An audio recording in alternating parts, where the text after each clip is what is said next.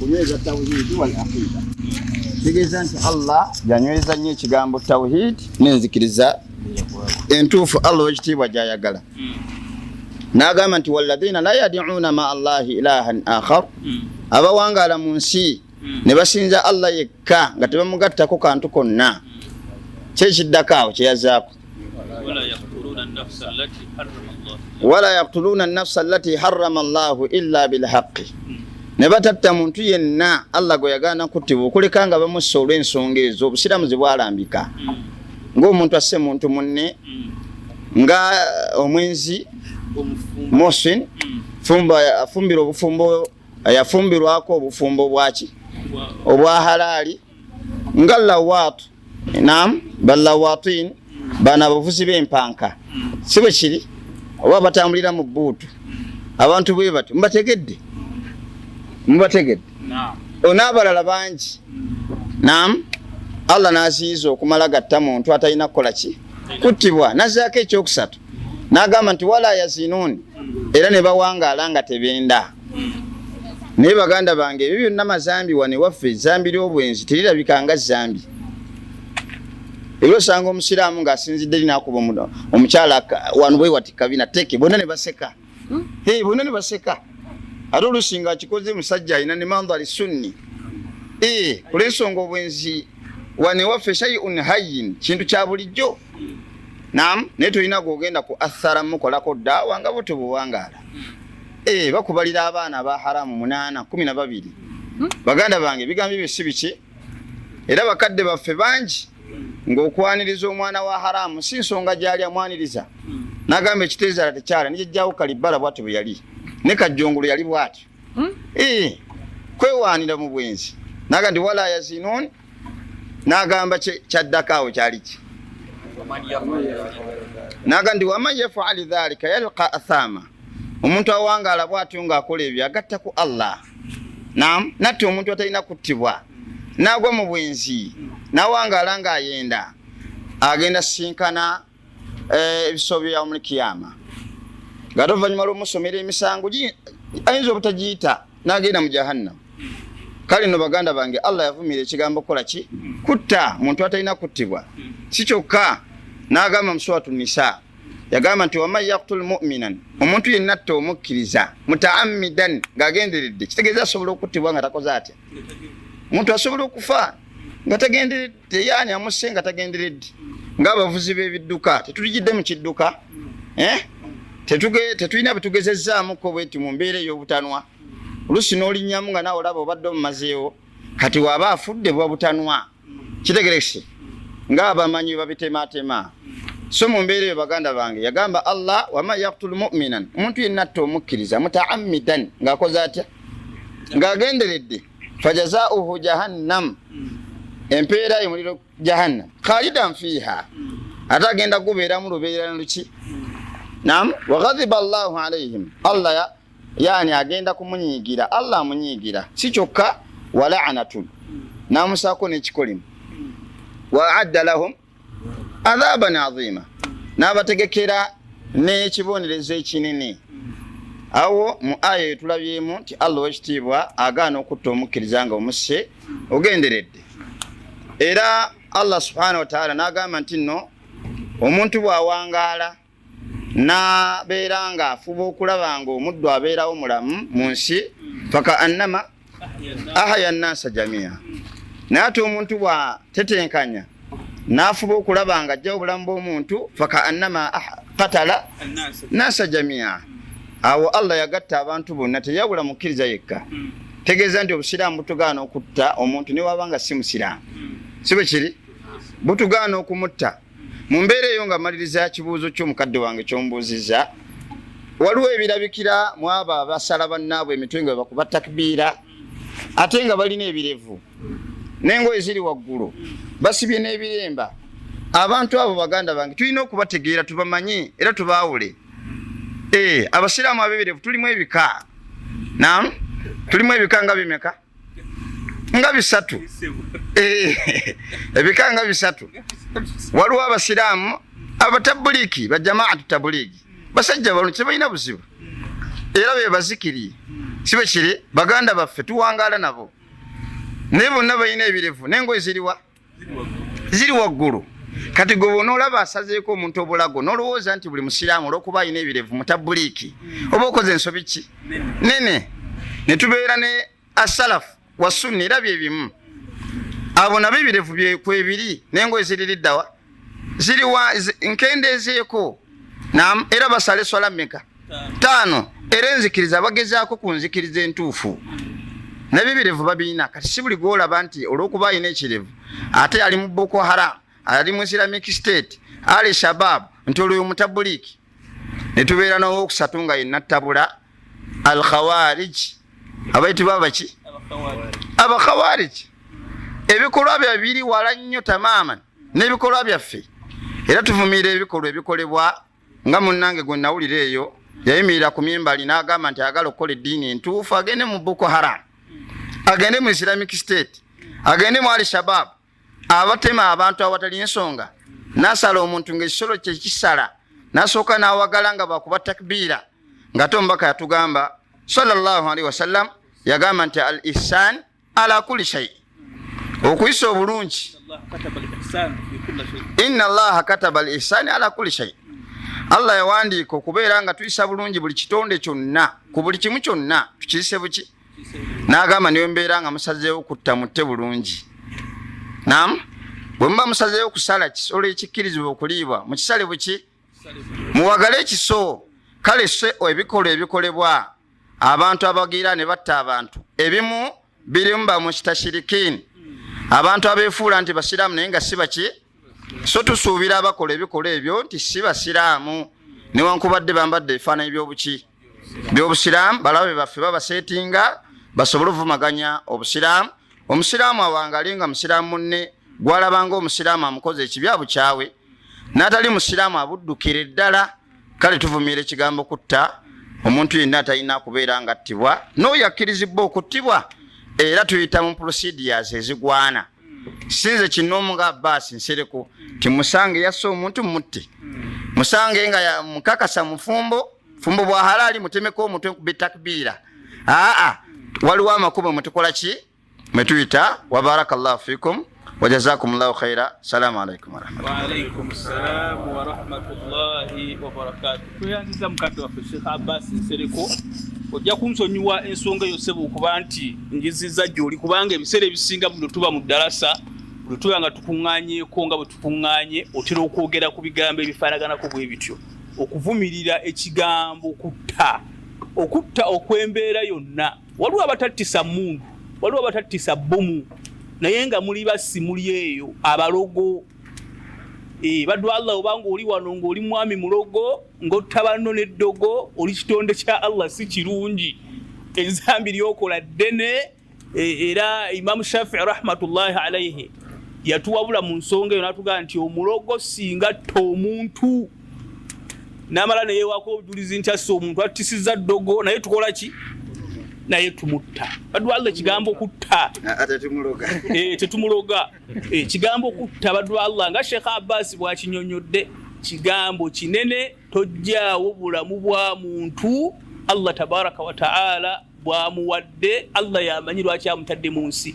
Oba omulaba mu Katuliki, oba omulaba mu Kristaayo, oba omulaba mu Yudaaya, oba omulaba alya mbizzi, omulaba anywa mwenge lujuuju, embeera yonna alya kasasiro, embeera yonna muwomusanze mwana wattu kitonde kya Allah tabaraka wa taala akyagala. Awo wekiri bwokiraba bwe kifaanana Allah bw'akyakyagala kikole ki?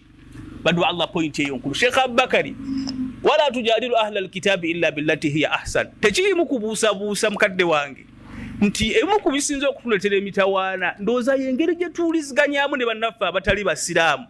Magezi ki g'oyinza okutuwa okusinziira mu ayati ne mu ahadisi z'omubaka Muhammadin sallallahu alayhi wa alihi wa sahbihi wa sallam.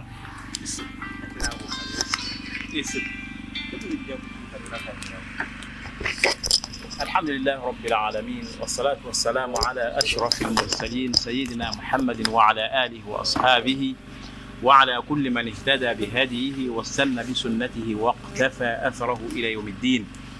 يقول الله عز وجل ولتكن منكم أمة يدعون إلى الخير ويأمرون بالمعروف وينهون عن المنكر وأولئك هم المفلحون. Tubaza Allah subhanahu wa ta'ala atukunganyiza mu kungana n'olungi mutambudde ebikumi n'ebikumi bya mayiro gye muvudde ne mujja ku nsonga ya da'wa y'okubeera nti musaasanya ku Busiraamu bwe mumanyi eri baganda bammwe abalala. Omulimu guno omulimu ogw'ettendo, omulimu gw'abannabbi. Allah subhanahu wa ta'ala yagutenda n'agamba nti waman ahsanu qawlan mimman da'a ila Allahi wa amila salihan wa qala innani minal muslimin. Allah yagamba ani ayogera ebigambo ebirungi, ebigambo eby'ettendo, ebigambo eby'ebbeeyi, kwekananga mmwe abeera ku mirimu nga gino nga muli basiraamu ne mubeera nga mukoze n'emirimu emirungi emirala ne mugamba nti bakkiriza. Kibuuzo ekimbuuziddwa Sheikh Uthman nti obuzibu oluusi lwe buva mu nkolagana yaffe ne baganda baffe abatali basiraamu, oluusi bwe kibadde kibuuzo seeka nti abamu muffe tukateekeko layini tuva ku njigiriza n'empisa y'omubaka Muhammad sallallahu alayhi wasallam. Allah atugamba mu Qur'ani nti laqad kana lakum fi rasulillahi uswatun hasana liman kana yarju Allaha wal yawmal akhira wa dhakara Allaha kathira. Allah atugamba tuyina ekyokulabirako mukama waffe Nabi Muhammad sallallahu alayhi wasallam. Ekyokulabirako kyaffe kitegereka bulungi. Owanyizi jjajja kakati ekyokulabira ku kitundu Nabi sallallahu alayhi wasallama okubeera nga kyekyokulabira ku kyaffe kye tuyina. Embeera yonna gye tuyitamu ng'abadduaati oba ng'abasiraamu, obuzibu bwonna bwe tuyitamu ow'ekitiibwa Nabi Muhammad sallallahu alayhi wasallama yabuyitamu. Teri kipya kye tugenda kubisanga kyatakola ki kyataasa challenge zonna ze yasanga zaali nene okusinga ezaffe. Kati tulina okukola, tulina okubeera nga Nabi sallallahu alayhi wasallama nga bwe yakola naffe bwe tukola ki bwe tukola. Allah agamba mu Qur'ani nti qul hadhihi sabili ad'u ila Allahi ala basiratin ana wa man ittaba'ani. Nabi sallallahu alayhi wasallam Allah yamugamba nti bagambe abasiraamu n'abantu bonna nti nekkubo lyange erya da'wa lyentambulirako nze Muhammad sallallahu alayhi wasallama nani n'abasahaba bangubirije n'abagoberezi b'ennaabana gy'oluvannyuma lwange. Amakulu bwe tuba nga twagala okutuusa obusiraamu eri abantu abalala tuteekwa okuyita mu buufu bwe Nabi Muhammad sallallahu alayhi wasallam yakola ki bwe yayitamu. Agamu ku makubo ge yayitamu al akhlaq al hasana, okubeera nga Nabi sallallahu alayhi wasallama yeeyisanga mu mpisa ezinga okubeera ennungi. Allah subhanahu wa ta'ala yamusuuta mu Qur'an n'amugamba nti wa innaka la ala khuluqin azim. Omuddu wange Muhammad oli ku mpisa ezisinga okubeera ez'owaggulu ennyo. Kyova olaba obusiraamu bwakubiriza kigambo mpisa. Basahaba bangi bayingira obusiraamu nga si Qur'an ebayingizza, tebamaze gye basomera n'ebanyumira. Bangi bayingira obusiraamu nga tebamaze kuwangala Nabi sallallahu alayhi wasallam, kitegeera nti yabayigiriza nnyo erimu ery'amaanyi. Wabula empisa ennungi ze baalaba mu mubaka Muhammad sallallahu alayhi wasallam zaabawaliza okubeera nti bakola ki bayingira obusiraamu. Ekyokulabirako sahaba ayitibwa Thumama ibn Athal. Thumamatu ibn Athal. Omusajja oyo yaleetebwa nga awambiddwa.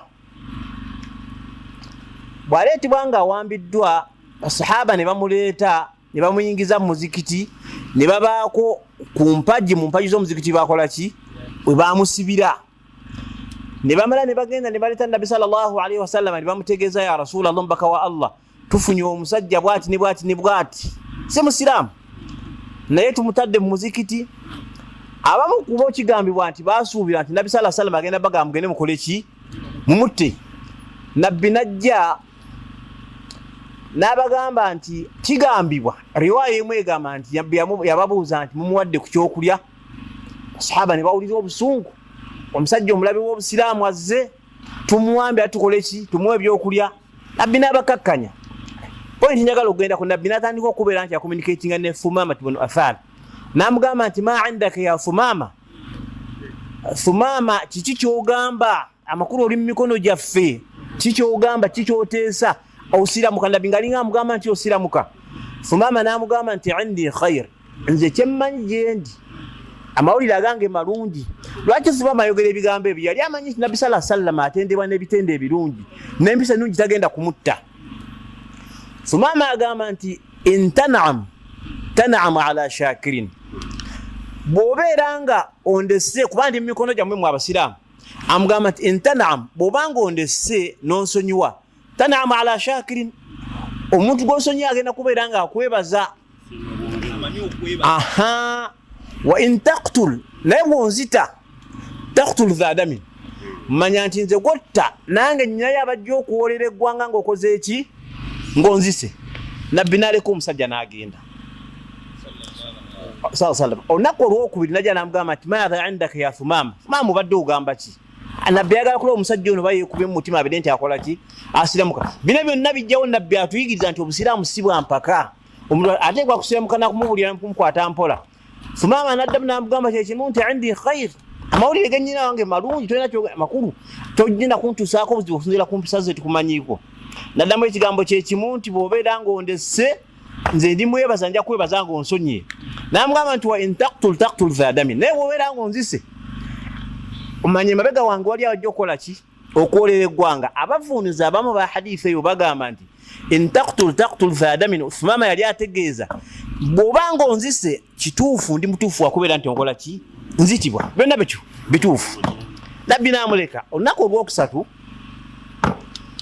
Thumaama bwe yalaba empisa ennungi ziyalaba mu basahaba bannabbi ne mu nabbi sallallahu alayhi wa sallama Thumaama yennyini yakkiriza n'agamba nti ashhadu an la ilaha illa allah wa ashhadu anna muhammadan rasulullah nga takoze eki takakiddwa bino byonna byonna bituukako lwaki lwa mpisa nnungi kyova olaba nabbi sallallahu alayhi wa sallama atugamba nti inna min aqrabukum minni manzilan yawma alqiyama abamu abasiraamu abagenda okusinga okumbeera okumpi ku nnaku lw'enkomerero amakulu mu jjana ahasinukum khuluqa beba basinze empisa amakulu abasinga okubeera n'empisa bebasinga okubeera bagenda okusinga okubeera okumpi nani n'omubaka Muhammad sallallahu alayhi wa sallam era nabbi atulaga obukulu bw'empisa n'agamba nti innal mu'mina mazima omuntu omukkiriza omusiraamu omukkiriza la yudriku asobola okufuna oba okutuuka bikhuluqihi ku lw'empisa ze ennungi ze yeeyisa darajata alqaimu saim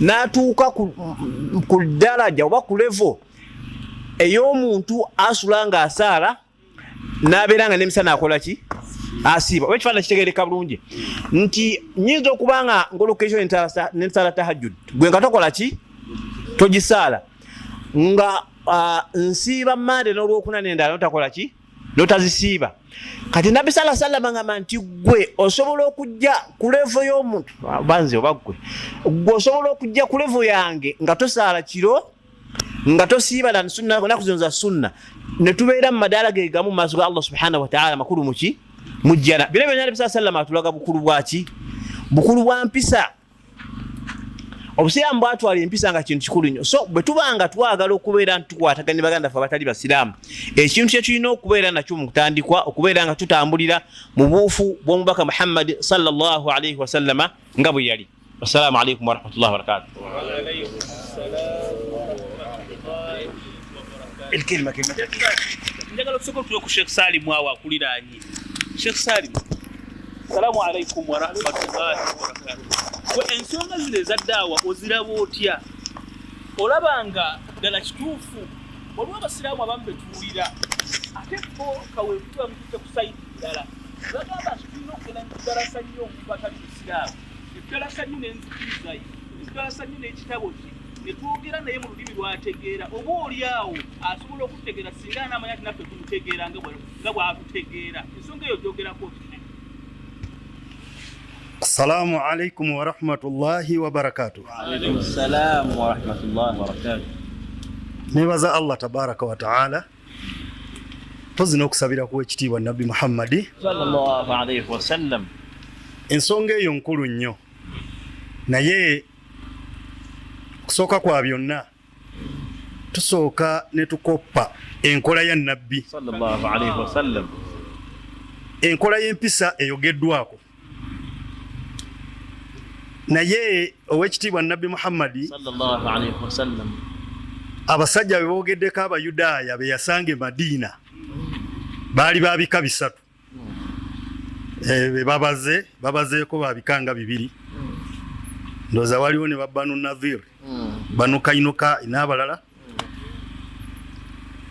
abasajja abo tebaali bangu. Waliwo swahaba omu eyajja ewa Nabbi Muhammad n'amubuuza ekibuuzo, naye olw'okuba nti Nabbi Muhammad yakyanukula ala basira ng'akirinako okumanya.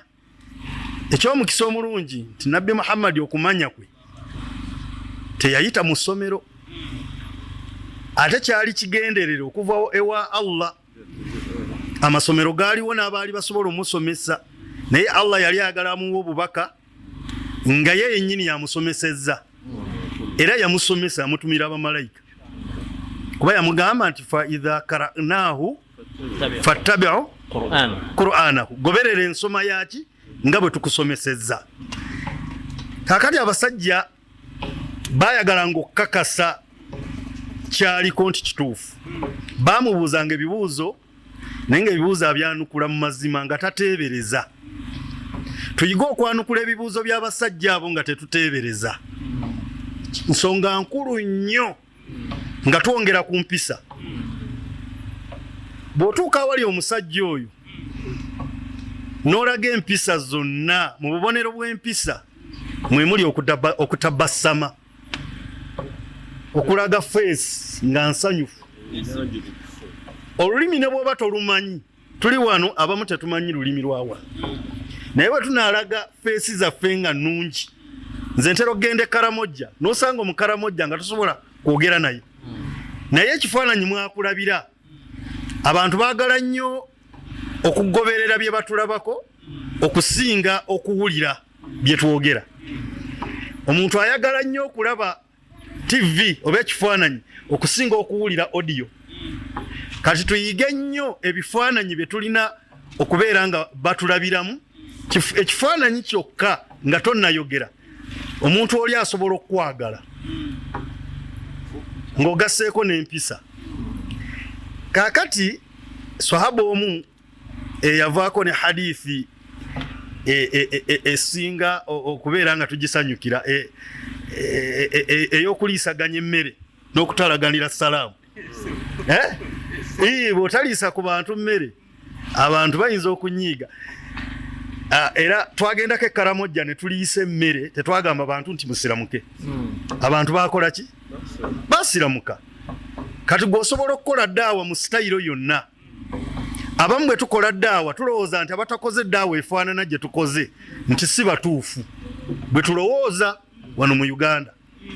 So ebika bya ddaawa bingi, naye abantu tebakimanyi nti bingi.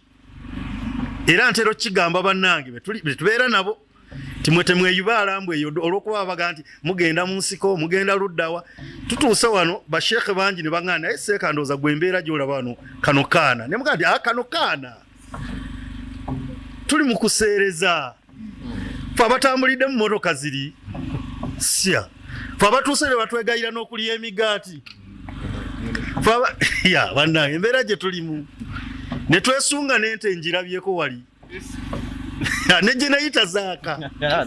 Ng'era tubeera nga tunakuwala mbu twagenze mu ddaawa era ekaluba nnyo, era twagenze mu kyalo. Wano kyalo ki? Waliwo ŋŋambye wano mbu nga tuzze mu kyalo, nti kino si kyalo, waliyo n'essola.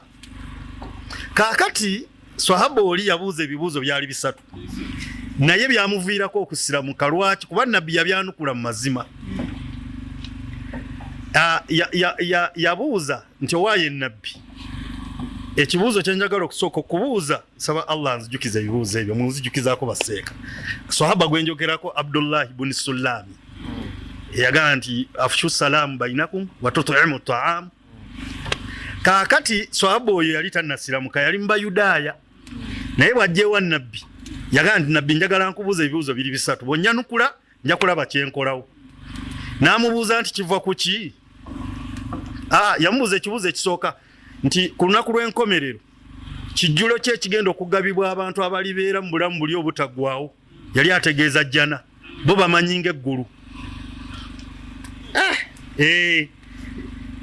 Omuyudaaya n'abuuza nti owange Muhammadi, kuba baali abamu tebamuyita Nabbi, nti ekibuuzo ekyokubiri kiva ku ky'omwana okufaanana maama oba okufaanana taata?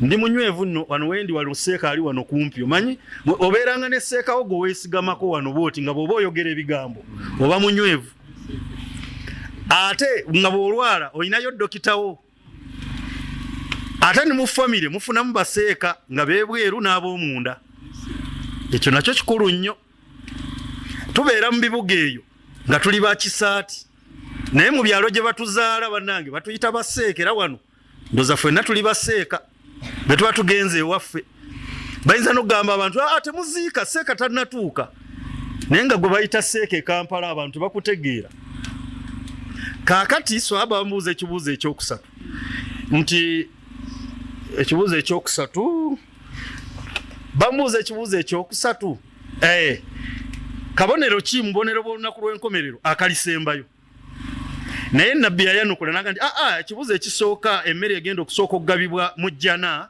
katuteekewo ejjana kuba bo baali bamanyi gulu kiki naga nti emmere eyo eribeera lahamun tariya byebyennyanja Muyudaaya n'akakoonamu kyoyogedde kituufu naga nti ekyokubiri omwana okufaanana nnyina oba kitaawe ekigambo kye ngenda okukozesa ndooza ky'abantu bakulu kitegeerekeka nti asooka okutuuka ku kaguwa bwe mba badduka emisinde asookayo ku kaguwa Omuyudaaya n'akoonamu nti kiki kituufu ekibuuzo ekyokusatu naga nti ekyo ekibuuzo ekyokusatu kibadde ani twejjukanyamu n'okuyiga akabonero nabbi naga nti akabonero ndooza ne hadithi weeri akabonero ako mu bubonero 10 omuliro ogugenda okukola ki okugoba abantu nga gubakuŋŋaanya batwalawa kaakati Omuyudaaya naga nti n'awanika omukono naga nti nabbi n'amutooza shahada naye Omuyudaaya yagamba nabbi nti nabbi nsiramuse naye Abayudaaya balina emize Abayudaaya bawaayira Abayudaaya teboogera mazima Abayudaaya bakyusakyusa ebintu ebiwandiiko ebigundi endagaano n'agamba ng'oyagala okukakasa njagala okoowola Abayudaaya kansoke n'ekweke nabbi n'akoowola Abayudaaya bwe baatuuka n'abagamba bannange omusajja ayitibwa Abdullahi ibn Sulami mwogerako ki naga nti omusajja mulungi musajja Muyudaaya nnyo musajja mukkiriza nnyo ne bamuwaana n'abagamba nti nze munjogerako ki naga nti gwe nabbi omanyiddwa tebamugamba nti gwe nabbi banga gwe Muhammadi omanyiddwa okuva gye wava bakuyita Swadikul Amin ow'amazima ate omwesigwa kaakati bwe yamala naga nti singa ndeeta munnamu oyo Abdullahi ibn Sulami n'abagamba nti nsiramuse munakkiriza muga nti situsuubira n'amuleeta bwe yabagamba nti nsiramuse bamwogerera amafuukuule amayitirivu ebigambo byali bingi nnyo kale mufunze ekigambo kyange kibadde kyakubeera nti twongereza ku mpisa ze batugambye nga twongerezaako okutabasama n'okwanukula ebibuuzo ng'obyanukula mu mazima ye hikima wa hadha salaamu alaikum wa rahmatullahi wa barakatuhu wa alaikum salaam wa rahmatullahi wa barakatuhu barakallahu fikum barakallahu katambula kati da'wa naye oluusi tugenda nitulowooza nti oba naffe tuli kizibu ku buzibu obuliwo awona tulemeddwa okukkiriziganya oluusi ku nsonga ezimu ate nga zirabikanga ez'amaanyi kubanga Sheikh Muhammad Jjuuko Muhammad Habib kyewalyanga Jjuuko asomesezza ebigambo birungi nnyo munayisa yaffe n'abantu abatali basiraamu Sheikh Abbas n'abikkaatiriza Sheikh Abubakar n'ayongera ekigambo ky'empisa Sheikh Salim ayongereza ekigambo tedeka ekigambo n'okwogera by'omanyi kuba abaddu bangi boogera bye batamanyi mukadde waffe ensonga ya da'wa olaba nti naffe abasiraamu mu kulabako tuyina contribution gye tukoze mu kugitattana olaba nga tuyinako naffe ke tukoze mu kwongera okwonoona ekifaananyi kyaffe ng'abasiraamu oba oliawo ng'obuzibu buva mu kuba nti situkkaanya ku bintu ebimu ate ebirabika nga bikulu ngenda kuwa ekyokulabirako kimundoza kuoba otandikira omusajja ayinza okujjawo n'akugirayo aya mu Qur'an naga nti qatilu mushirikina kaffa kama yuqatilunakum kaffa naga mugende mbatte okiraba kati ffe tudde ntumwegayirira munnange tanti aya egamba bweti nti waman lam yahkum bima anzala Allah sheikh ebigambo ebyo byogerako ki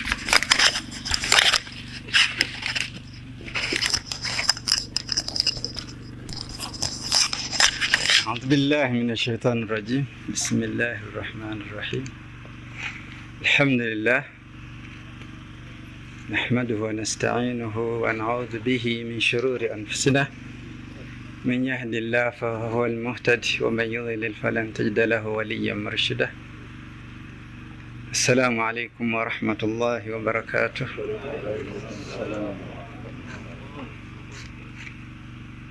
omulamwa gwaffe gwe tuliko gwetooloolera ku ddaawa wakati waffe n'abo abatakkiriza busiraamu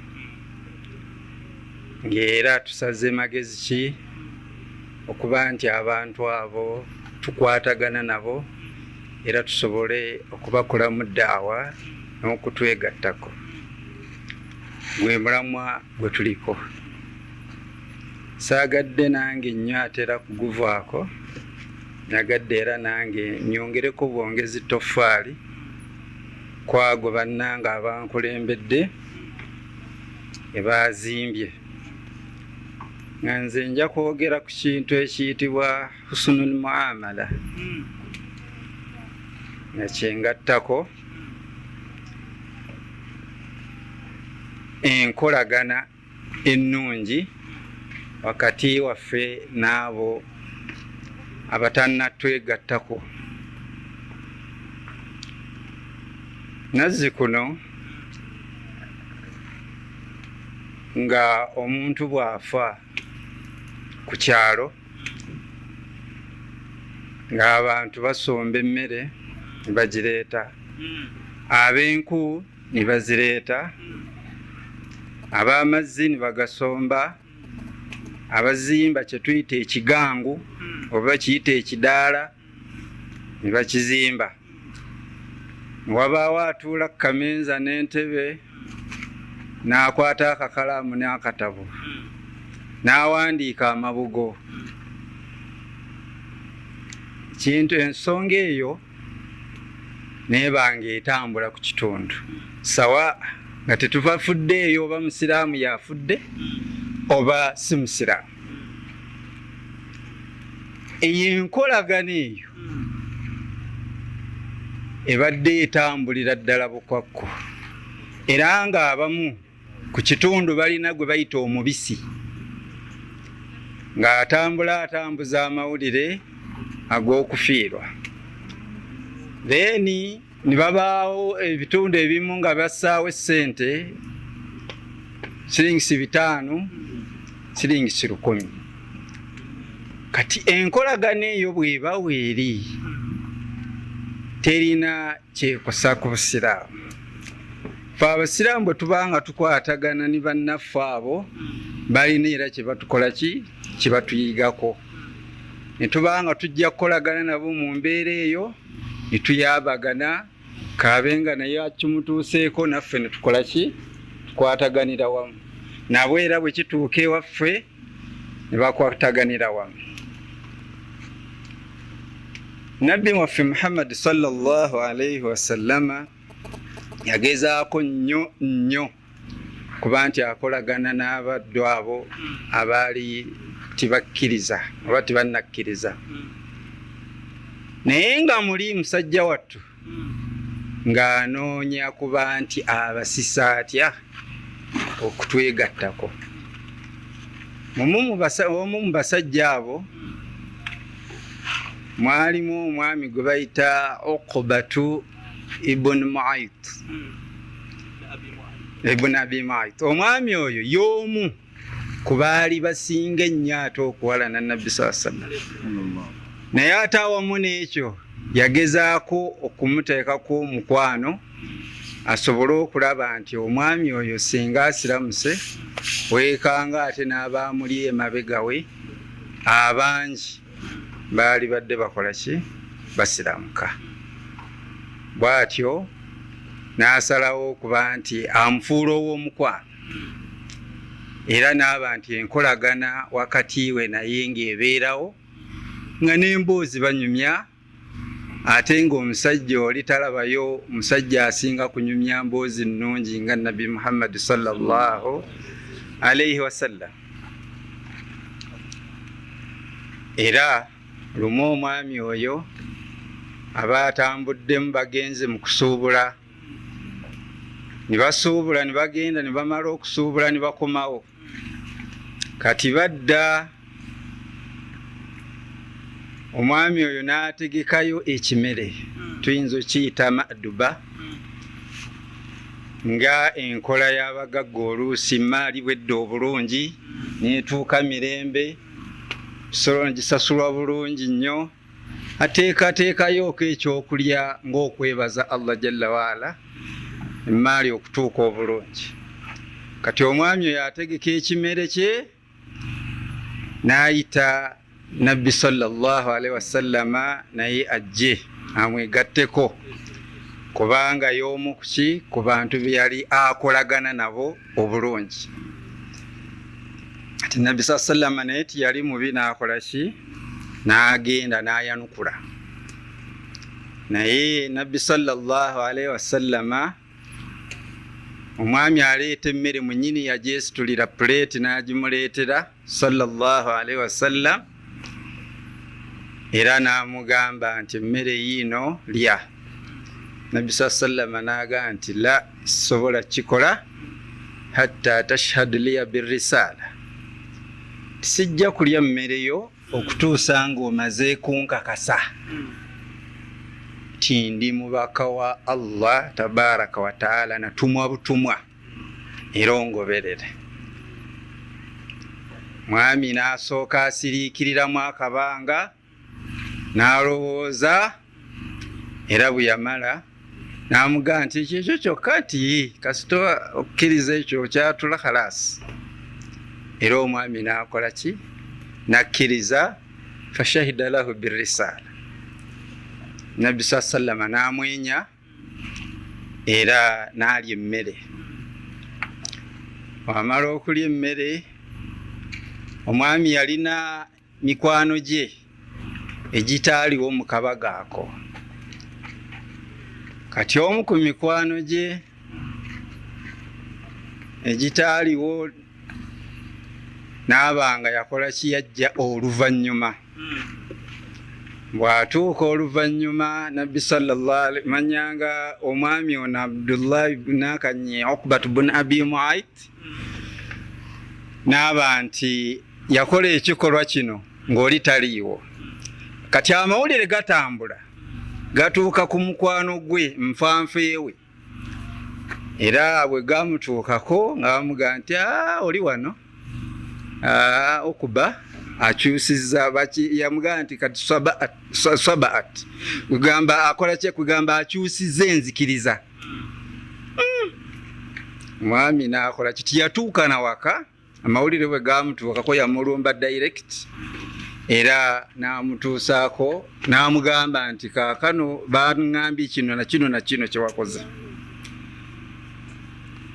N'amugamba nti ye nakikoze kubanga omwami yazze n'ankyalira mukwano gwange tunyumya naye ayogera bulungi sajja wa kitiibwa n'agaana okulya emmere okuggyako nga mmaze mukakasa nti muddu wa Allah tabaraka wa taala era ninkikola. Mwami n'agamba nti okuva olwaleero kyenyi kyange oba feesi yange neeyo tuula ddahari kiri ezijja kufuuka haramu okuba nti tebikola ki? Tebisinkana. Era n'amugamba nti era sijja kuddamu kwogera naawe kigambo kyonna okujjako nga maatha taruddu dawata, ozzeeyo n'omuddizaayo byeyakugambye n'obimukuba, buba bwami n'obumukuba. Era ate tokoma ku ekyo, watabsuku fi wajhi, muwandulire n'amalusu mu kyenyi kye. Ate tokoma ku ekyo, watashitumuhu, n'ebivumo bimuwerekereze omuvumi. Ebyo bw'onoobikola ebisatu, olwo nno nga ofuuse ate mukwano gwange. Nabbi sallallahu alaihi wasallama musajja wattu aba ali awo ng'omwami amutuuseeko nga akola ebyamugambiddwa nfanfeewe mukwano gwe. Era bwe yabikola, omwami oyo kuba abavunuzi ba tafsiri nga Dhahaki baali bavunula etteeka eryo eri mu surati Furqan, wa yawma ya'addu adh-dhalimu ala yadayhi yaqulu ya laytani ittakhadhtu fulanan khalila ya waylata laytani lam attakhidh fulanan khalila laqad adallani an adh-dhikri ba'da idh ja'ani. Al-aya. Ati bambi omwami oyo n'abanga yakoma wala.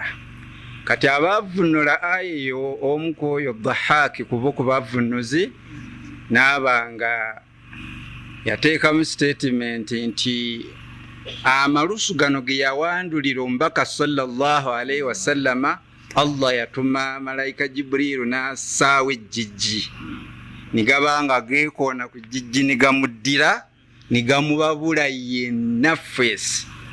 Era omwami oyo yafiira mu lutalo lwa Badiri lwe yalwanira lutalo olwo yafa nga yenna feesi ekoze eki nga ebabuse. Olw'ekitiibwa ky'omubaka Muhammad sallallahu alaihi wasallam n'ekikolwa kyali akola ekyo eky'okumuwandulira amalusu. Naye nga kyenjagaddemu nti enkolagano eyinza okubeerawo, naye ate omuntu oyo gw'oli kukolagana naye ate era n'abaako ate ninfanfeewe. Kati omuntu eyamuugula yali ki? Nfanfeewe. Naye ng'ate Nabbi sallallahu alaihi wasallam yateekawo husnul muamala, enkolagana ennungi wakati we. Era ekyo ne kitulaga nti ki? Eyo y'emu ku ki? Ku tariiko oba ku kkubo lye twali badde tukola ki? Tutambula nalyo okuba nti tukolagana n'abantu obulungi.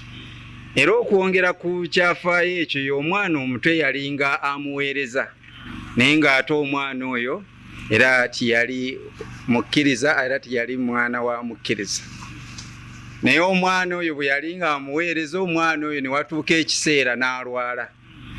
Bw'alwala Nabbi sallallahu alaihi wasallam agenda okulaba lunaku luyise olwokubiri, mukwano gwe tamulaba, gwatera okutumaatuma. Bw'atyo n'abuuza n'agenda ewaka. Genda okutuuka ewaka ng'omwana ali ku ndiri, era kye yakola n'amusemberera waali, n'amulamusa n'amulaba obulwadde. Ekyo nakyo ne tubanga natwo tuyigamu nti abasajja bano betutakkaanya nabo, betutagatta nabo, nzikiriza, ni bw'aba mulwadde gendayo mu ddwaliro omulambule, omulabe obimuluma, wabaawe ne sukaali omumuwe, waba kasente nako kamuwe. Ekyo nakyo kirina enkolagana ey'amaanyi etugatta wakati waffe nabo, era balabira ddala nga ddala tulina kye tulaze, so nga ate kumpi banneebe bayinza n'obutakikola nga ggwe bw'okikoze, kati ate n'akikoppa ku ggwe n'akola ki? N'asiramuka, oba sida kindi n'awaayo omwana. Kati omwana ono bwe yalinga mulwadde, Nabbi sallallahu n'agenda n'amulambula. Bw'amulambula era bw'amala omulaba, era yakola ki? Yamugamba ekigambo eky'okusiramuka. N'amugamba nti qul la ilaha illallah. N'agamba omwana oyo akole ki? Asiramuke. Okiraba atole shahada. Era omwana oyo kye yakola yasirika n'atunuulira ku kitaawe wano ebbali. Ne kitaawe n'amugamba nti ati Abul Qasim, gondera taata wa Kasimu kyagamba kiddemu. Omwana n'akola ki? N'asiramuka n'atoola shahada. Nabbi sallallahu alaihi wasallama niyeebaza Allah tabaraka wa taala kiraba era n'agamba nti niyeebaza Allah nti alhamdulillah alladhi anqadhahu minan nar. Niyeebaza Allah oyo ataasizza omwana oyo omuliro naye nga kyava ki? Husnu almuamala, enkolagana ennungi. Ale naye kyenjagadde okuba nti nyongerako ku ttafaali eryo abantu bano tetubafuula nti balabe ba lulango, wabula tunoonya amakubo engeri gye tukwatagana nabo tusobole okubajjamu ekirungi.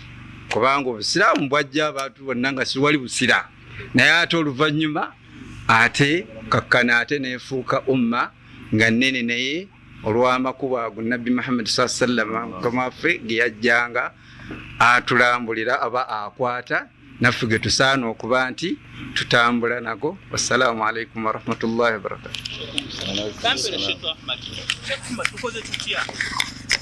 Kikola ine ekibuzo kyebalabye kinamubuuzizza naye ngenda kibuuza Sheikh Abdallah Musa. Sheikh Ahmad, tukoze tutya obusiraamu olaba nti tuli mu mbeera tukoze tutya obulya okubanga tuli beetaavu ate kati twafunye n'ekizibu ekirala nti ebyobukulembeze bya wano mu ggwanga ti byakalulu. Buli musiraamu yenna twetaaga abasiraamu abantu okuyingira mu busiraamu tuweze obuki, tuweze obukonge, tuweze obululu. Tukoze tutya Sheikh okwongera okusika ennamba esinga okuba ennene okuyingira mu kulumba eno shirk? Kati wafe atugambye husnul muamala. Sheikh obatuyungira kuki inshallah taala. Alhamdulillah wa bihi nasta'in ala umuri dunya wa din. Era nange inshallah sijja kwawukana n'abaganda bange kukakasa bukakasa ebigambo ebyogeddwa nti okukwatira ku tteeka lya Allah ti abange laqad kana lakum fi rasulillahi uswatun hasana liman kana yarju llaha wal yawmal akhir. Liman kana yarju llaha, kwoyo omuntu ayagala ayina essuubi. Kati ate essuubi teriyinza kubeera nnungi ate gwe nga toyagaliza baki, toyagaliza abalala kubeera nga bayingira mu mbeera eyo.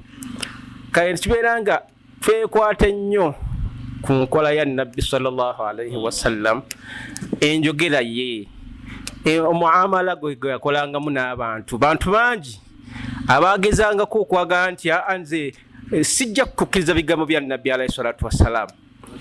Era mu byafaayo omusajja Nabbi sallallahu alaihi wasallam gwe yasanga ng'alina akasolo akafudde,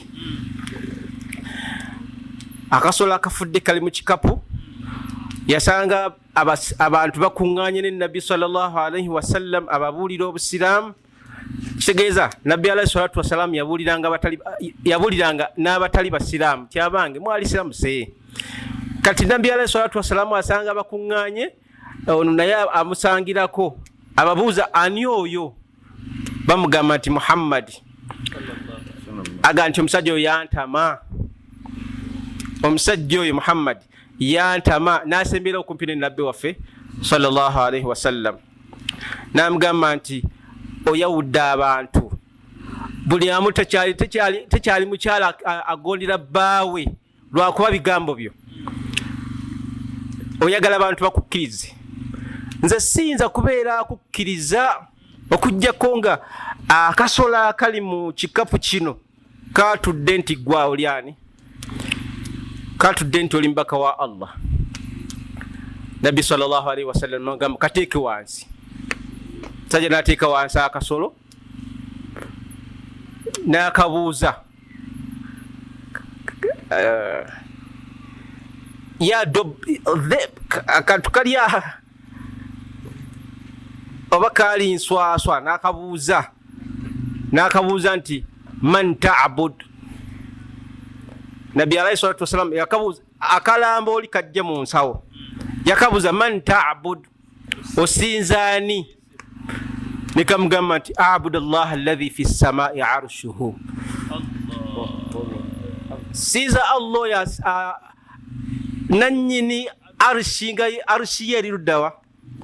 Nabbi namubuuza nti waman, nakabuuza nti waman ana, ate nzaani?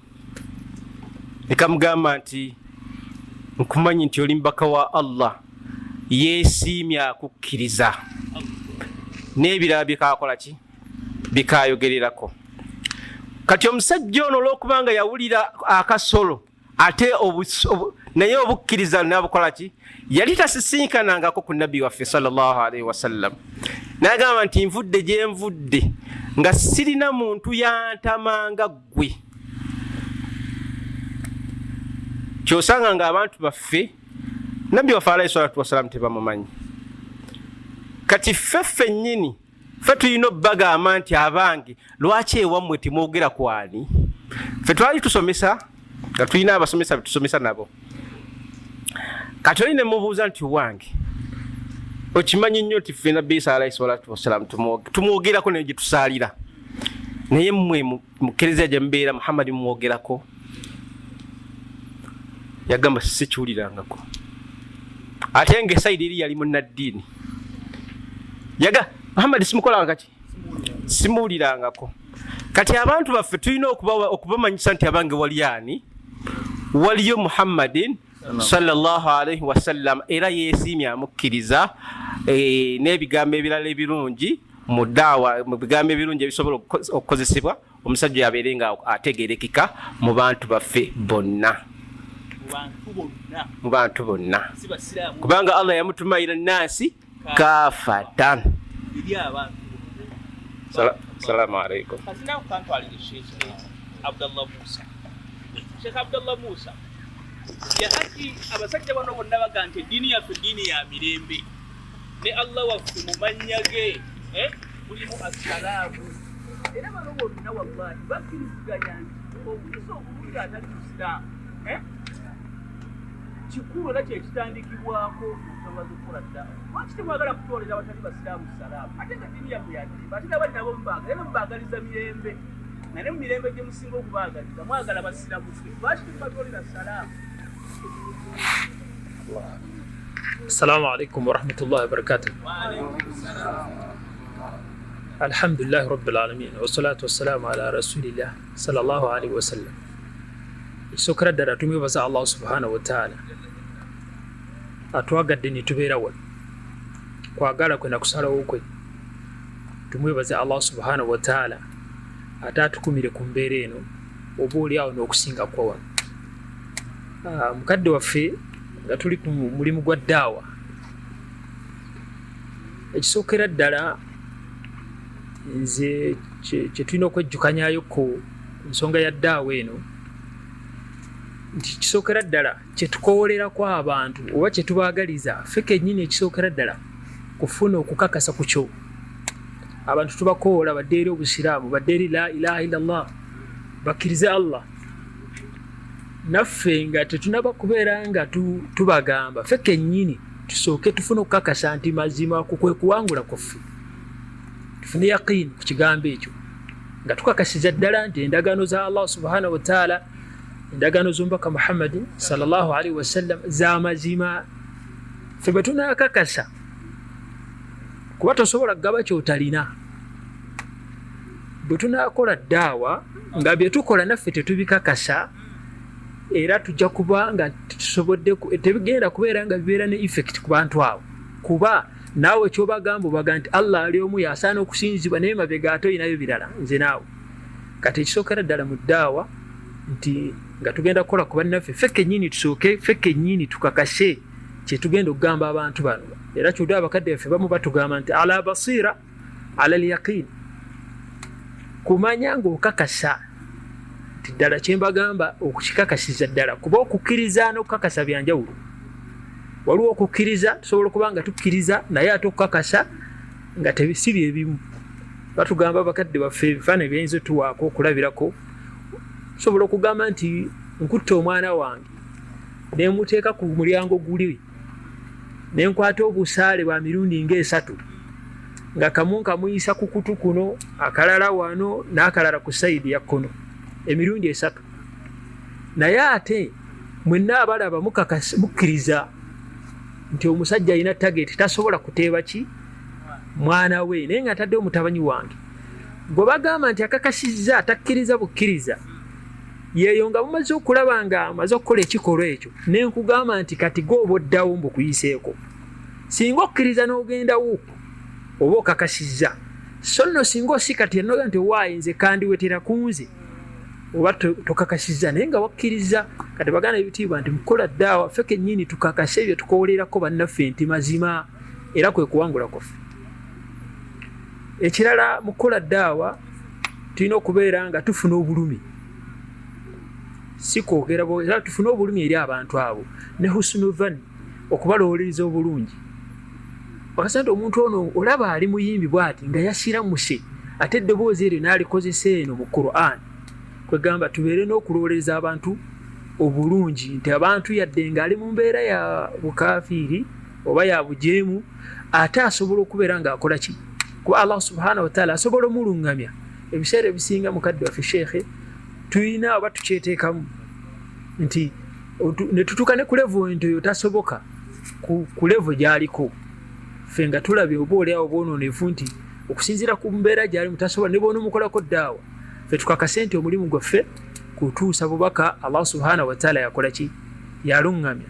Tulina okubeera nga bannaffe tubaagaliza. Ogambye sheekhe kyemanyiko ekitonotono, lwaki abatali basiraamu tubaagali, tulina okubaagaliza.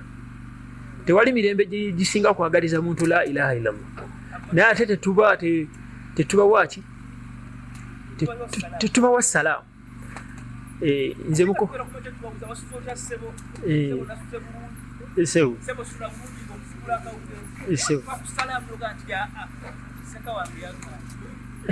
Kati sewu ekyo mu kumanya kwange okutonotono n'okwejjukanya kwaffe nti atali musiraamu tumwagaliza emirembe ddi, singa aba atandise salaamu era tumuddamu wa alaikum salaam. Tugamba wa alaikum kuba tuba tugimwagaliza. Naye ate Allah subhanahu wa ta'ala bwe tubeera nga obusiraamu tetukola kusinziira ffe nga bwe tulaba, waliwo tusinziira ku Allah subhanahu wa ta'ala kyeyalagira n'omubaka Muhammad sallallahu alaihi wasallam kyeyatulagira. Kati newankubadde ffe mu ndowooza zaffe osobola okukirabanga ekyandyetaagisizza, naye nga kiriko enjigiriza y'omubaka sallallahu alaihi wasallam nga teyakitukubiriza tukola ki? Tutwala kiri eky'omubaka sallallahu alaihi wasallam. Kati bakadde baffe nti alhamdulillah ekisookera ddala tubeera nga tunyweza omulimu gwa ddaawa.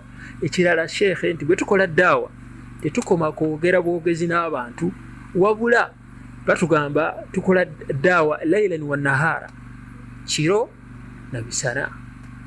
Naye ekiro ekisookera ddala batugamba nga bwe tukoze ddaawa ne twogera n'abantu, kubeera nga tuzuukuka ku ekiro ate ne tusabira ku bantu bano.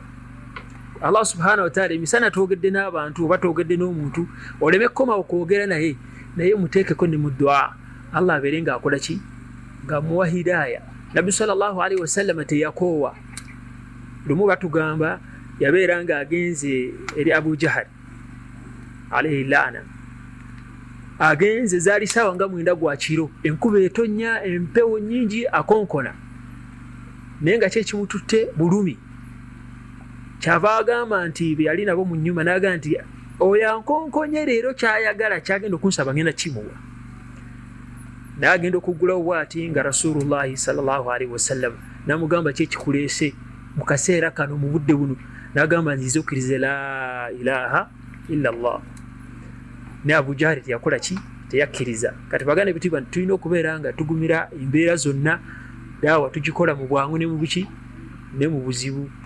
Walladhina jahadu fina lanahadiyannahum subulana. Ffe kennyini naffe okufuna hidaaya obulungamu bwennyini tulina okulafubana, nga tulafubana nga tugezaako okubeera nga tusasanya eddiini ya Allah subhanahu wa ta'ala. Mukadde wange mufunze, saba Allah subhanahu wa ta'ala atugase n'ebigambo ebyo kyensobodde okujjukiza ekyo.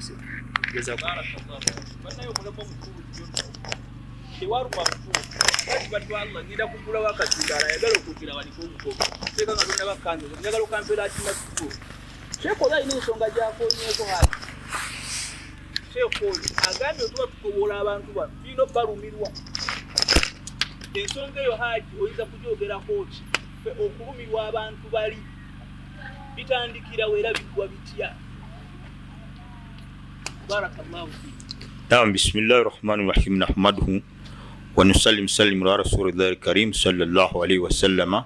Assalamu alaykum wa rahmatullahi wa barakatuh. Ekigambo ekikwatagana n'obulumi kikulu. Okusookera ddala nebaza Allah subhanahu wa ta'ala atuyambye ne tujja ne tusinkana mu lusinkana luno nga lunene. Nzizaako okusaba okusaasira n'emirembe eby'olubeera bidde ekitiibwa Muhammadi sallallahu alayhi wa sallama ajja n'obulungamu. Obulumi bwe ngenda okwogerako ku kigambo ekikwatagana n'obulumi kikulu. Obulumi bwa njawulo, waliwo alumwanga olumirirwa omuntu nga tonnamuwa mmere naye ate bw'omuwa ekigambo kya shahada aba awonye. Okulumirwa omuntu ng'omuwadde emmere kitono kuba amalo giri agenda mu manju naye alifuna obulumi ku munne n'amuwa ekigambo ekinne ekijja omuntu ku sayidi ya kkono nadda ku ddyo kikulu. Batugamba nti obulumi busobola okwaluza enfudu okusinga ke kantu akawangaala ennyo ku bakazi okubirawo ne kayitako emmotoka naye bulumi. Batugamba nti obulumi enfudu bw'ebanga ebadde eyalula tekozesa kumaamira jji lyayo, ereeta ejji lyayo oluvannyuma lw'okumala oddizaala yo neeritunula butunulizibu eti n'obulumi akaana k'enfudu ne kalabika. Era bakugamba n'abazirunda ne bonoogenda emmengo tojja kugisanga ng'emaamidde, wabula obulumi bwekozesa ng'obulumi si bwakungulu wabula bulumi bwa ddala. Muvaamu ekiyitibwa enfudu nga yo emmoroka ne bwejja yeekweka bwekwesa eti emmoroka neeyitako olumala okuggwera enfudu n'etambula. Obulumi bane si kintu kyakusaaga. Ne banaaba abaana bo bawaka batunuulire n'obulumi obutali bwakungulu kumusaasira simanyi akozze simanyi afaanana bwe, mutunuulire n'obulumi nti omwana ono ali mu Qur'an. Waba n'omutunula obulumi obw'emmere era ajja kukomekereza nga ne bw'anaaba kkuse bw'anaafa ayingira ebizibu ayina bye tujja kumuwona. Kati abantu betuwangaala nabo tubantunira n'obulumi nga si bwakusaaga. Ku kigambo ekikwatagana n'abantu abatali basiraamu tufaanana kikulu. Naye abasiraamu baganda baffe obwedde bajjukiza ku kigambo kikwatagana ne sayidi eno, naye ekigambo ky'okumala okwerongoosa kikulu. Bakadde baffe abatuzaala nga tutunulidde baswaba tusobola okuyigira wano. Wagenda nga notuli abapakasi abazze ewaka nga tata tamugambye nti siraamuka okukomekereza nga amufaananyi. Enneeyisa yaffe ekibadde ekizibu bwe tunaalongoosa enneeyisa yaffe kyangu nnyo abantu bonna okutufaanana. Lwaki? Abasiraamu nga mbakakasa wallahi bwe tunaaba nga twerongoosezza kirungi tujja kufuna abantu abatufaanana okusinziira ku bifaananyi bye batulabako. Abasiraamu bakadde baffe batutegeeza tulinga ekidomola ekitonnya naye nga ate kyagala amazzi kiriko ekituli nekyagala baki ate gooteeka kugayiika naye ebbanga tunamala nga tuzibikidde obutuli buno kitegeeza tuzibikire enneeyisa zaffe. Abantu kyangu nnyo tufaanana. Allah subhanahu wa ta'ala atuwa obusobozi. Enneeyisa obuntuntu bokka obwo bwolaba obututawaanya kasita bumala okuggwaawo omuntu wa ddembe okubeera nga akufaanana okusinziira ku nneeyisa nga tomaze na kumukaka. Allah subhanahu wa ta'ala atuwa obusobozi. Ku kigambo kikwatagana nneeyisa buli muntu yamanyi gy'awangaalira. Weeyisa otya w'obeera ewaka kati buli muntu asula wuwe. Enneeyisa yo ku kyalo yali ebaddeko gwesika akufaanane oba ebongerayo bwongezi gwe tokozesa kirala ekyo kyokka kimala. Omusajja omu yagamba nti ng'oyagala okakasa nti abantu bakwagala ku kyalo gwagamba nti weeyisa bulungi mala ogabula omukolo gwonna ogabula abantu nga balidde bulungi nnyo emmere otandike okuteekako bambega nga badde ewaabwe bagende nga beekweka muki obuli ebigambo byonaakwogerera. Bonooba mubi ne bonooba bagabula emmere bajja kukomekereza nga era obubi babwogera. Kale basseruganda ffeffe nnyini tuzibikire obuki tuzibikire obutuli kuba tulina chansi nga bakadde baffe baaliwo era yenkola gye baasobolanga okukozesa.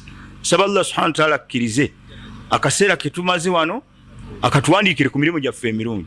Aba ekyatuleese si bulumi bwe twamala okuwulira amawulire agafa wano nga si bulumi n'okusalawo kubuna Uganda yonna tusalawo ffe tuli wansi yonna naye nga ekitambuza si kufuna ssente si kufuna bakyala wabula okulumirwa baganda baffe. Ekigambo nabugabo swada. Allahu akbar walillahi alhamd. Nabugabo sadaka kirowoozo kya nga si bulumi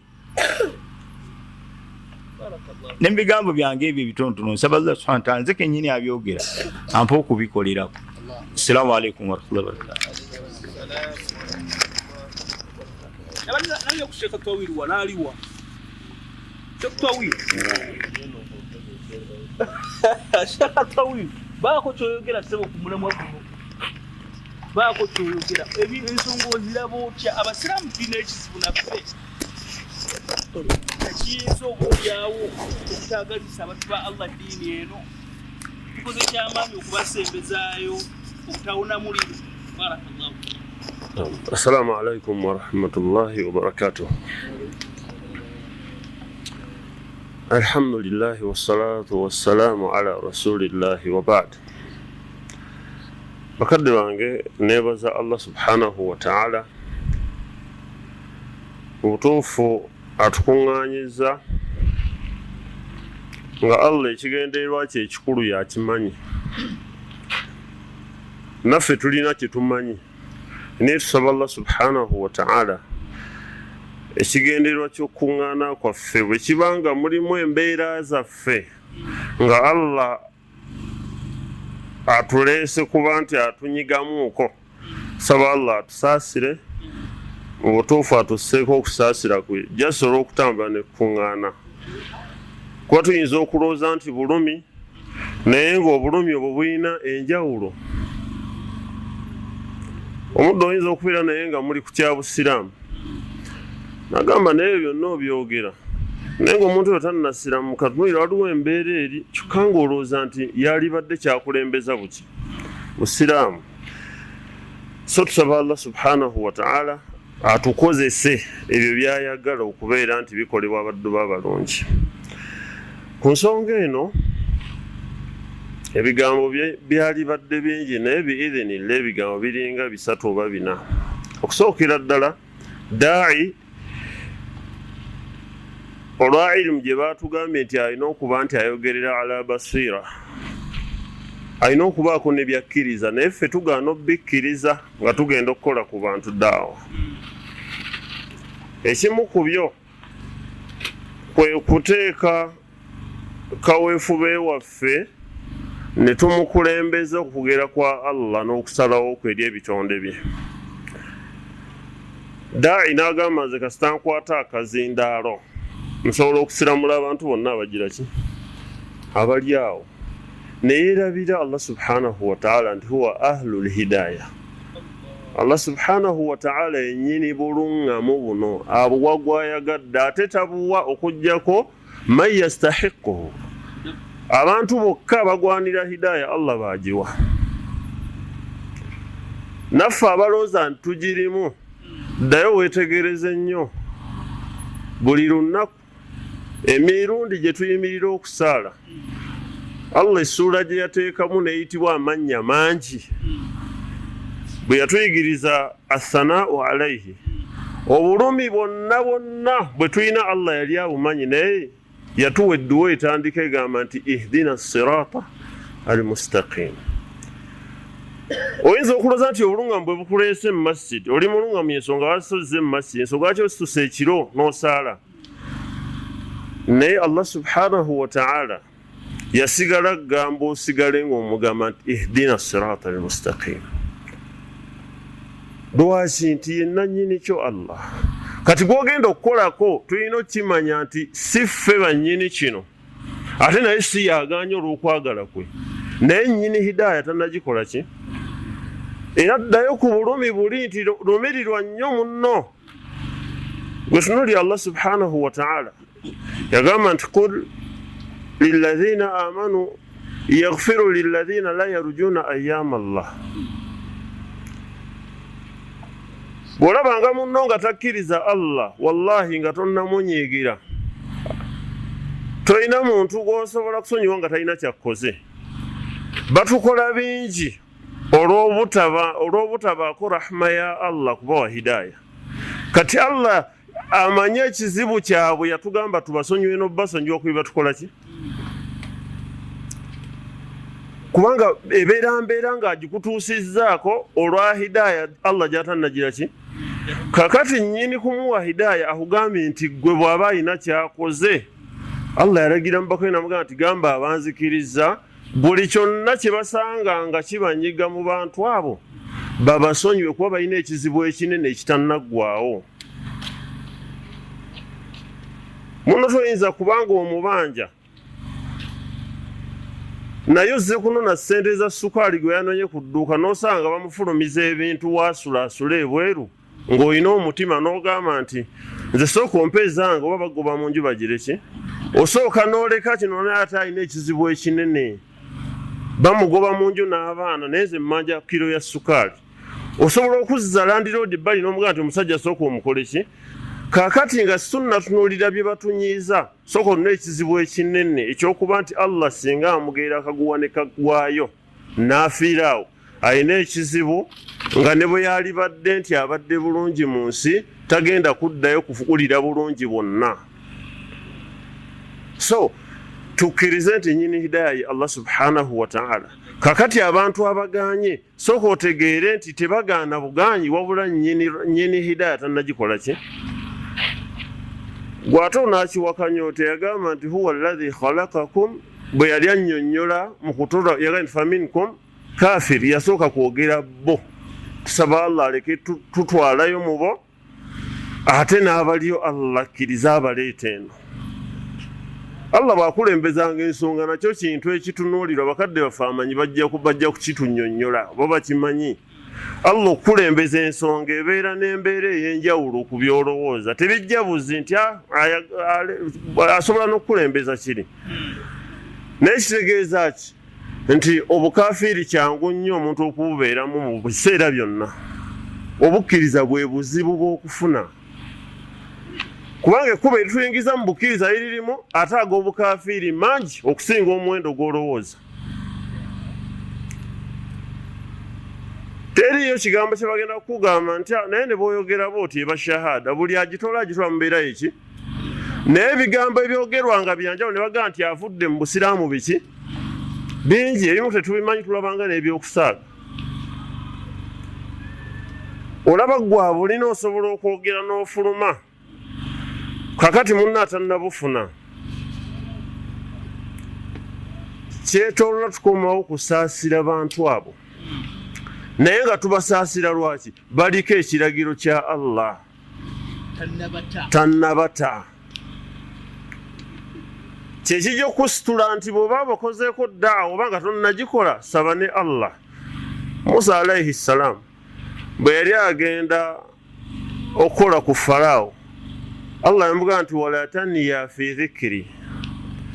Okwogera ku Allah kwalimu bingi, si kuba nti bano bajja kubatemula kubanga ekyo security yaabwe Allah yagirina, naye bali be mugendamu munjogereko nnyo bye mwagala mbawe oba oli awo n'asalawo n'embibawa. Kati ffe tuba tugenda okukola ku bantu bw'agaana olwoza entegeera eyo naye jjukira aya ya Allah subhanahu wa ta'ala erimu ekigambo kiga nti kabura ala almushirikiina ma tad'uuhum ilayhi. Abantu b'embaga biri waggulu wa kutegeera kwabwe binene nnyo goloza bya bulijjo naye biki binene. Gwe twala ekifaananyi kimu nti omusajja azze ne munyumya olugendo lwetambudde ne mba mu kyama we nagaa naye musiraamu byonna n'ebyo mbadde nkugamba ekigambo eki kkiriza Yesu owone. Obuzito bw'ofuna obwo bw'afuna ng'omugaye ti kkiriza obusiraamu. Musaasire olina okuba nti ebyo byonna obeera nabyo. Nze mu bantu beetunuulira ne nneekangamuuko ng'ebintu ebyo mbiroozezza omuntu ava sayidi eri n'akulosinga n'ayingira obusiraamu. Wallahi baba banene nnyo. Era lumundo mbeerawo ne ngamba naye singa bino bye mmanyi mu busiraamu mbimanyi eri n'alivuddeyo. Essaawa zino bitumanyi obeera n'ekifo waakiri. Obeerayo n'ekifo nga nti oyambala kola ndala nnyo gy'oyambala ebirabo bye babireeta mmwe baba bireetedde mmwe waalivuddeyo okakasa. Ekyo kyokka ama nti Allah yantikako rahma ye. Allah tuga nti kadhalika kuntum omuntu waga Allah batuga nti abantu bano bwe mutyo bwe mwali oli aga nti naye nze kirabika bagaba bajjajja baffe bajjajja baabo wali ku migongo gyabwe naye bwe wali wali toyina hidaya. Famanna Allahu alaikum, Allah nagira ki? Allah bagamba famanna Allahu alaikum, kitegeeza nti era asigalayo obuyinza bw'okugaba hidaya yagira ki? Kati gwe oba ogisaba ng'ogenda okugamba omuntu era oli bw'agigaana togamba nti mbivuddeko ate batategeera. Gwe omuntu asala munne n'amuzzaawo kalifomu n'amuggwako n'adda engulu nga ne system eggwe gyalongooseza tosobola giroozaako naye n'amanya tetambula bweti eyina eyagitwala n'asala abantu bangi nnyo ng'emitima gyonna giri sayidi emu nga taakasanga nti waliwo akola ekyo nga y'omu. Gwe atabimanyi ng'omumanyi nti gyali tolaba nti waliwo amaanyi ag'enjawulo agatali gaffe. Lwaki olowooza nti bw'ona amugamba ebigambo olw'okuba alidde ku muceere gwo olw'okuba omututeko mu mmotoka kimumalira okusiramuka nga Allah amutonyeserezza enkuba okuva paka emyaka gy'ayina tamukkirizanga gw'oyagala gonja simanya bbogwe yasimanya ki okimuwe mbw asiramuke. Olowooza binaaba byangu bwe bityo. Bakadde bange tusaasire abantu abo naye tusooke tubeko kye tukkiriza. Bw'oba ogenda bakolako sooka okkirize nti bino byenjogera nnyini kubibateekamu alina kubaani. Kati sooka omusabe nga tonnabakolako, musabe nga tonnabakolako. So bakadde bange ensonga eyo nsuubira mulimu message, nze erinze mulimuuko mpulira neeyongera nnyo okufuna okusaasira ebitonde ebyo olw'ensonga nti waliyo n'abategeera ennyo watulina bye tubeebuuzaako naye nga kino Allah kye yakulaga gwe ng'olaba buli omu yali kirabe takirabanga naye ng'akugirayo ebyebuziba n'omugaa ngenda kuleeta ebintu naye mbadde nkola wano ka order naga nti kino kijjeeko yongera ku kino kandi tekitambula n'akubalira ebiseera by'emu maaso naga nti tolaba bano abantu bagala kuba bakola naye ggwe ate ogenda wallahi n'abala ekintu mu mbeera ya kikugu nnyo naye ng'ebya bulijjo bwe biti Allah byamulaga wakam min ayatin tamuruna alaiha musbihini wa billayl naye ayita ku bubonero buli lunaku naye Allah tabumuwanga kubufumiitirizaako. Kati Allah wabanga tannabimuwa bakadde bange mu kukola da'wa tubeeko bye tukkiriza nti Allah yabigaba tubimusabe. Njagala kukomekkereza bwe nti Allah subhanahu wa ta'ala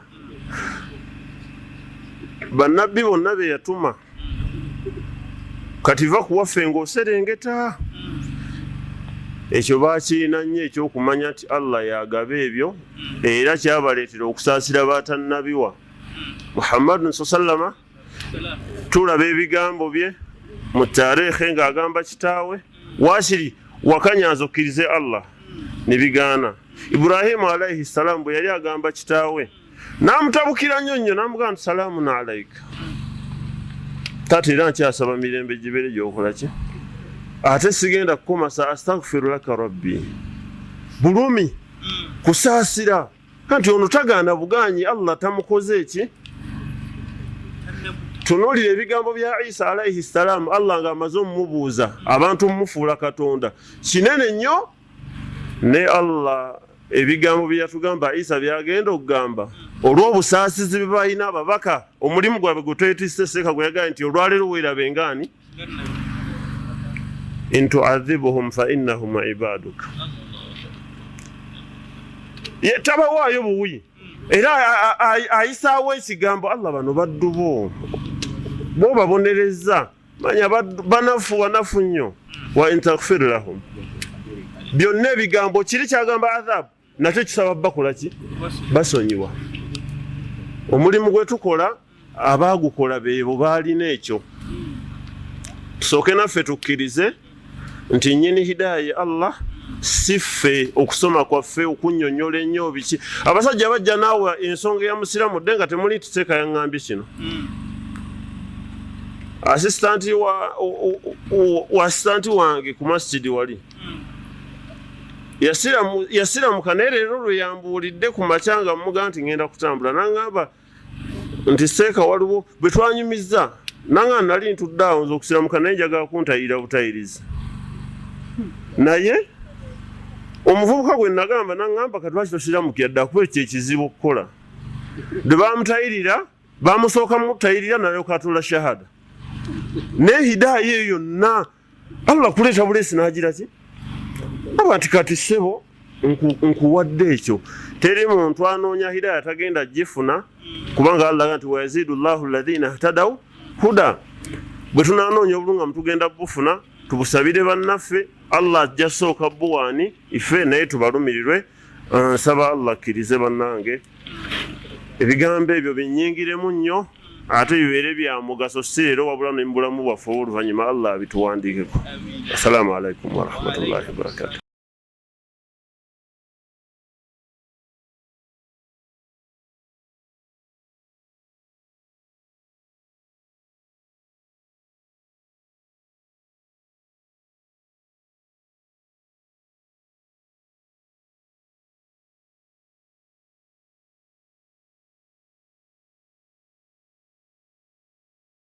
Omuntu yenna Nabbi sallallahu alaihi wasallam nga bwatuyigiriza nti bwe baako kye bakugambye nga kikyamu ku musiraamu munno ekisooka kumuwakanira n'oteekawo embeera nti oba kye boogera si kituufu kubanga oyinza okubolooza kye bakugamba kituufu ng'akikugamba ye yakitegedde obubi oba nga yatakimanyi kgenda wala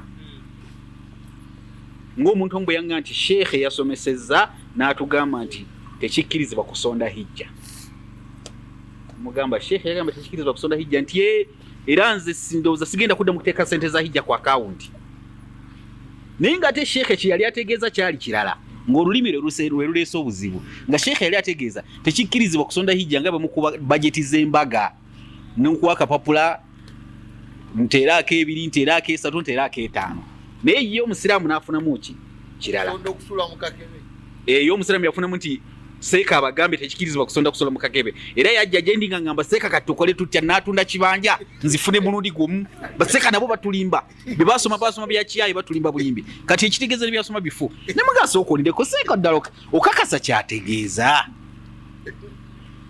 singa omuntu aba akuleetedde amawulire agakwata ku musiraamu munno fatabayyan awalan sooka weetegereze kiki oli kyeyamulabyeko kyategeeza ekyo kimu kuba yali nkola ya Nabbi sallallahu alaihi wasallam olaba n'omusajja yajja n'amugamba ya Rasulallah nayenze yamugamba naye okakasa sooka oddeyo ojja kudda nga yeeyogerako yennyini nadde enkeera n'amugamba nze ya Rasulallah njagala kibonerezo nayenze nti sooka oleke omutwe gwabadde gukola bulungi ng'oli mu layini oba weewaayiriza oba olina ekyabadde kikulinnye ku mutwe olike mmandu oliko kisebwate bwe yagamba naye kweganga alinga ategeeza nti olike ekikyamu ekyabaddewo ya Rasulallah nedda nakikoze n'amugaddayo ojja kudda paka oli yadde omulundi ogwokusatu n'amugamba ya Rasulallah njagala kibonerezo nayenze n'alyoka amugamba kale mbuulira okakasa nti wakikoze otya n'amunnyonnyola buli kimu Rasulullahi sallallahu alaihi wasallam n'alyoka akakasa nti omusajja byamugamba bituufu ekisooka ku musiraamu munno nga bakugambye ekisookera ddala kusooka kuleetawo kumuwakanira ayinza okubanga ddala eyamuwulidde ng'asomesa ekintu ye yakifunye obubi oba eyamulabye ng'asomesa abantu nga bakolako ddaawa nga bw'okyogeddeko mu ngeri enjiro oba embeera endala ng'oba oli awo ono y'atayina bwina asingawo kwoli kyakola yeesembesa bwino ky'okukiyimirizaawo naye ate n'agenda nga mwogerako bubi mweki ekisooka kusirikira ekyo kyabagambye ekyokubiri kwebuuza ddala onakugamba alina obukakafu nti oli kiyabadde aliko kikyamu kubanga ayinza okiyita ekikyamu nga bwe nkuwadde ekiri ekyafaayo ekyomusiraamu eyajjanga nga seeka atuganye okusonda hijja biki byatusomesa naye nga seeka abadde ategeeza kirala eri nkubiri namugamba seeka yabadde ategeeza kino naye nange nasooka gamba sheeka abagambye atya tekikkirizibwa kusonda hijja nti kati tukole tutya akawunti tuziggale kweganga olaba ye kyategeddemu ekirala bwe tunula mu kiri Nabbi sallallahu alaihi wasallam nti sahaba omu yali ayogera ku munne kyoyo yasigadde Madiina nga ayogera ku Kaabu n'adduka mu lutalo lw'e Tabuk olw'okuba yaguza engoye empya asigale nga yeewaana ng'atambula ku streets z'eri amusalaganyako ebigambo sahaba omulala naye ng'aba neneŋŋanira mu maaso ga Rasulullahi sallallahu alaihi wasallam sahaba omulala mugamba sirika totema ku munno kigambo olw'okuba ono owookubiri kye yali ayogedde ekituufu n'oli n'atayongera Nabbi yakomawo teyakolako ki kweyongerako naye ffe ate olwaleero naawe bw'oba imaamu wange oba mukulembeze wange oba muganda wange musiraamu ne nkugamba nti owaayi seeka gundi yakoze oyo namulaba dda bayaayi baveeko Nabbi wali atulaze nti bwe yawulira ayogera ekikyamu ku Kaabu yamutunuulira oli bwe yakomaawo ng'amugeta eriisa eriga nti kiki kyokola. Nabbi bwe yalabanga ensonga ziggweredde awo teyakola kigambo na kimu lyali liiso n'asirika. Era ensonga ezo ne zikomaawo. Kaabu yaweebwa ebibonerezo bye ebyoteetaba mu Gazwat Tabuk n'abibeeramu n'abimalako byonna, naye nga bw'otunulira mu kwetoolola okwo omusiraamu ye yali ayogera obubi ku musiraamu munne naye nga tebakikola mu maaso ga Nabbi sallallahu alaihi wasallam. Omusiraamu omulala n'agamba nedda lekeraawo toyongerako, tetulina kye tumumanyiko illa khair. Nabbi sallallahu alaihi wasallam ekifaananyi kye yakolaawo kiraga ebintu nga bisatu. Ekisooka, bw'oba ng'oli mukulembeze yenna, bw'oba owuliriza ensonga n'ozikwata mu ngeri ey'obukulembeze. Ekyokubiri, nti bw'obaawo abasiraamu n'owulira musiraamu munno ng'ayogera ekintu ku munne, beera ng'omugambo ennonyi nti agundi tetulina kikyamu kye tumumanyiiko, oba osanga gwe omutegedde obubi nga bwe kyaliwo ku mbeera yaliwo wakati w'abasahaba abo mu maaso ga Nabbi sallallahu alaihi wasallam ku kyafaayo kya Ka'b ibn Malik ne Nabbi sallallahu alaihi wasallam mu kwetaba mu lutalo lw'e Tabuk. Naye embeera eriwo omuntu buli lwajja n'akugamba gundi Seekajjuuko yakoze kino, teggubale tomumanyi oyo, nze namumanya dda olwa butagamba. Eyo si nkola ya mufe ya mu Busiraamu. Ekyo kituleetera obuzibu. Oyinza okulaba nga bagambye Seeka gundi oba gundi akola bw'ati, era osanga omuntu sheekh omu yannyumiza ekigambo naye sijja mwatuukiriza mumanya, yali muwasigiri e Nateete.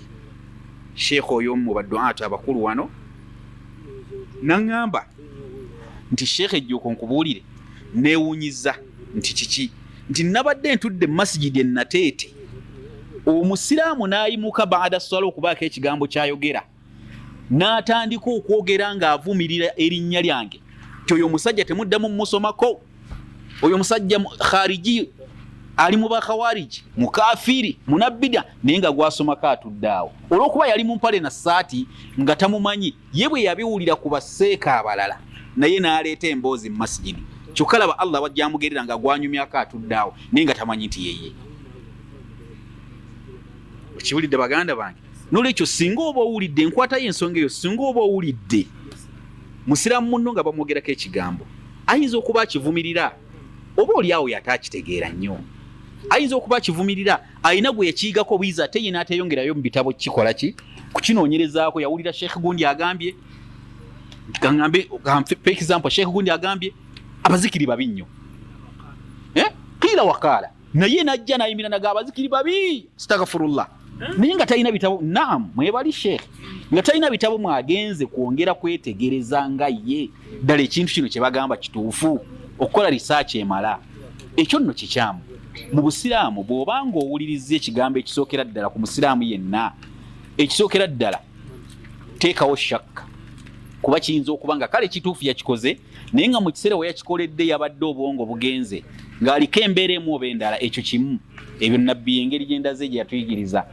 Ekyokubiri, bw'oba okiwulidde nga kituufu ate tokkirizibwa kyongerayo, oba ayinza okuba nga n'akiyita ekituufu teyakyetegereza. Bwe kityo bwe kiri. Kyova olaba nti Allah tabaraka wa taala yatuuka n'otugamba nti wala yaghtabu ba'dukum ba'da, omumumwe ghiiba eyawukana. Tulina ebigambo ebibiri bisatu naye bangi oluusi tetufaayo bigenda wala. Tulina ghiiba ne ifku ne buhtan, naye Allah yakozesa kimu ekisooka, wala yaghtabu ba'dukum ba'da. Ghiiba kye kintu ky'oba walabidde ddala nga ddala wakirabe bi'aynaik nojja okyogera ku mulala. Ekyo Allah kye yatandikiramu, wala yaghtabu, wakirabye bw'oba tosobola kugenda kigamba oli yabadde akikola nti mukulu kyokola kikyamu, oba kugenda muwaabira eri imaamu oba gwe kikwatako ow'obuyinza nti gundi yakoze kino bamubonereze, faskut, sirika. Ekyo Allah kye yatugaana. Kati ate ifk kyo kiba kubeera nti qiila wakaala, nabadde awo nojja n'oŋŋamba nti nsanze Seeka Kaganda ng'ali wali ku street atema amazina okukamala bataddeko ekidongo, neŋŋamba sirika nange nengenda Seeka Kaganda abadde wali ku street nga kati nze gw'oba okoze ghiiba babanga ddala yakikoze, nze mba nkoze ifk. Kati omusango ogugwo weeguli ogwa ghiiba kuba wakirabye, ate nze akoze ifk munene okusinga gwe wa ghiiba, kuba nze baŋŋambye bugambi saamulabye nako abantu we bali wano bwe tukola. Seeka Gundi akuba enjiri tekkirizibwa, bwemuga tekkirizibwa etane baŋŋambye tekkirizibwa ng'atakula wano, baŋŋambye tekkirizibwa naye nga talina nnyo, kamukubire essimu kakubire Seeka wange. Kati buhtan kyo kiba kyakujja bujja mu bbanga nonsanga nga amaaso gamyuse seekajjuka anywa enjaga toyina nawo kijja baganda bange eyo yembeera ezeetaaga okwewalibwa mu umma naye Allah tabaraka wa taala bwe yali yatugaana kisinga obukulu kiri fama baalu bino ebibiri ate bwe batugamba emisango gyabe minene okusinga ku kiri ghiba kyewalabidde eddala kyeyakugaana okwongerayo naye abantu bakolera ddala ebigambo n'agenda ng'alaalaasa bano ab'enjiri bakola bwe bati ab'enjiri bakola bati naye nga mutuufu tabiinaako obukakafu enjiri mbi nnyo nnyo tombulire abasajja abo babi nnyo naye nga bamutuuza mpolampola sooka ombulire babi muki aseeka yaŋŋamba babi mu butuufu nga ye kwakoma gwe tolaba nti babi subhanallah otaddeyo amaanyi olafuubanya okuzulira ddala ogenze mu mashayikha ab'enjawulo otambudde okoze risaaki ddala babi omuzikiri ogamba biddala otaddeyo amaanyi omanye biki byakola naye Allah bwe yali yatugaana kiri bwe tunula mu byafaayo bya nabbi mu Gazwatu Tabuk engeri gyakwatamu ensonga kwoli yali ayogera ku Kaab ne tunula mu mbeera Allah tabaraka wa taala engeri gyatugaanamu ekintu kyewalabye ku musiraamu munno kyewalabidde ddala ye Allah kyeyatugaana kati nabbi n'atugaziiriza nti waliwo ne ifu kye baakugambye naawe n'otandika okkyongerayo nga tewakirabye waliwo ne bohutaani ekijje mu bbanga tyoyoyo ezo embaliga zata oyo ateeka okuba mubbi ababbi be baba n'ebifuba bwe biti ng'okitandise butandise ebyo musiraamu tebisaanidde omuntu bw'obanga oyagala okubeera nti otambulira mu kkuba ettuufu eri basiraamu banno omuntu bw'aba ayagala okuba omusiraamu yoyo man salima min olulimi luno kyetaaga tulwegendereze ku basiraamu bannaffe oba oli awo kyoba oyogera kiba si kituufu oyinza okuba okijje wakyamu obanga gwe nyine oyizza kikyamu obanga gwe okijjeeko mu kyamu ate n'ofuna emisango ewa Allah tabaraka wa taala naye bwe tukuuma ennimi zaffe kyolabye bw'oba olaba tokimatidde bulungi tuuka ku oyo akikola waakiri omubuuze lwaki akikolera akikola atya naye bajja kugamba abo babi nga mu butuufu si bwe kiri abo bye bakola tebabitegeera nga mu butuufu si bwe kiri nolwekyo tusaba Allah tabaraka wa taala mu mbeera gye tuwangaalamu abantu ba umma atuwa okusobola okutegeera bannaffe kubanga bangi bituyita ababi wano mu Uganda bw'otambula n'ogenda ewalala tokizuula nti wano mu Uganda subhanallah tuyinza okubanga ewa Allah tusiŋŋana mpeera naye bangi si babi waliyo abantu ababi nga ne masajidi zaabwe zirimu ebifaananyi nga bw'olaba ebifaananyi bya Bikira Maryam bibeera mu masinzizo nga bali ebifaananyi byaba Hussein bwe biri mu masajidi eyo masjidi waliwo masjidi gye nali nsaaliddemu ng'erimu ekifaananyi kya Hussein kye bakulembeza wali mu maaso awaliyo abantu ababi ng'era gwe basaba direct ya Hussein ategeeza kitakuleko butakuzibu oti bajja kukuba gyamubbi w'akasimu nolwekyo tusaba Allah tabaraka wa taala embeera gye tulimu wano omuntu bw'aba alina kyatamatidde eri munne si kirungi kulamula nga tamutuukiridde kirungi obatuukirire obabeeremu obabuuze babikola batya olyoka omanye eddala kye bakola kikyamu oba kituufu babikola batya omanyire eddala osime ekintu munda waakyo otegeerere eddala then okuteekeko ne research olyoka okola okulamula naye ne bwankubadde ebyo byonna obikola tetukkirizibwa genda nga twogera ku bannaffe okuggyako nga tuboogerako birungi nga bifuuka ekyokwebulira eri abalala nti omusajja gundi tagwa swala musajja gundi musajja akola daawa bulungi musajja gundi Allah ayisiriza ku basiraamu seegindi bangi ebyo tukkirizibwa naye bw'oba oyagala kwogera bintu bimukkakkanya mu mbeera yonna oba ebikkakkanya okumanya kwe oba ekitiibwa kye oba ki musiraamu tetukkirizibwa era gyegimu ku misango gye tugenda okusanga eri Allah tabaraka wa taala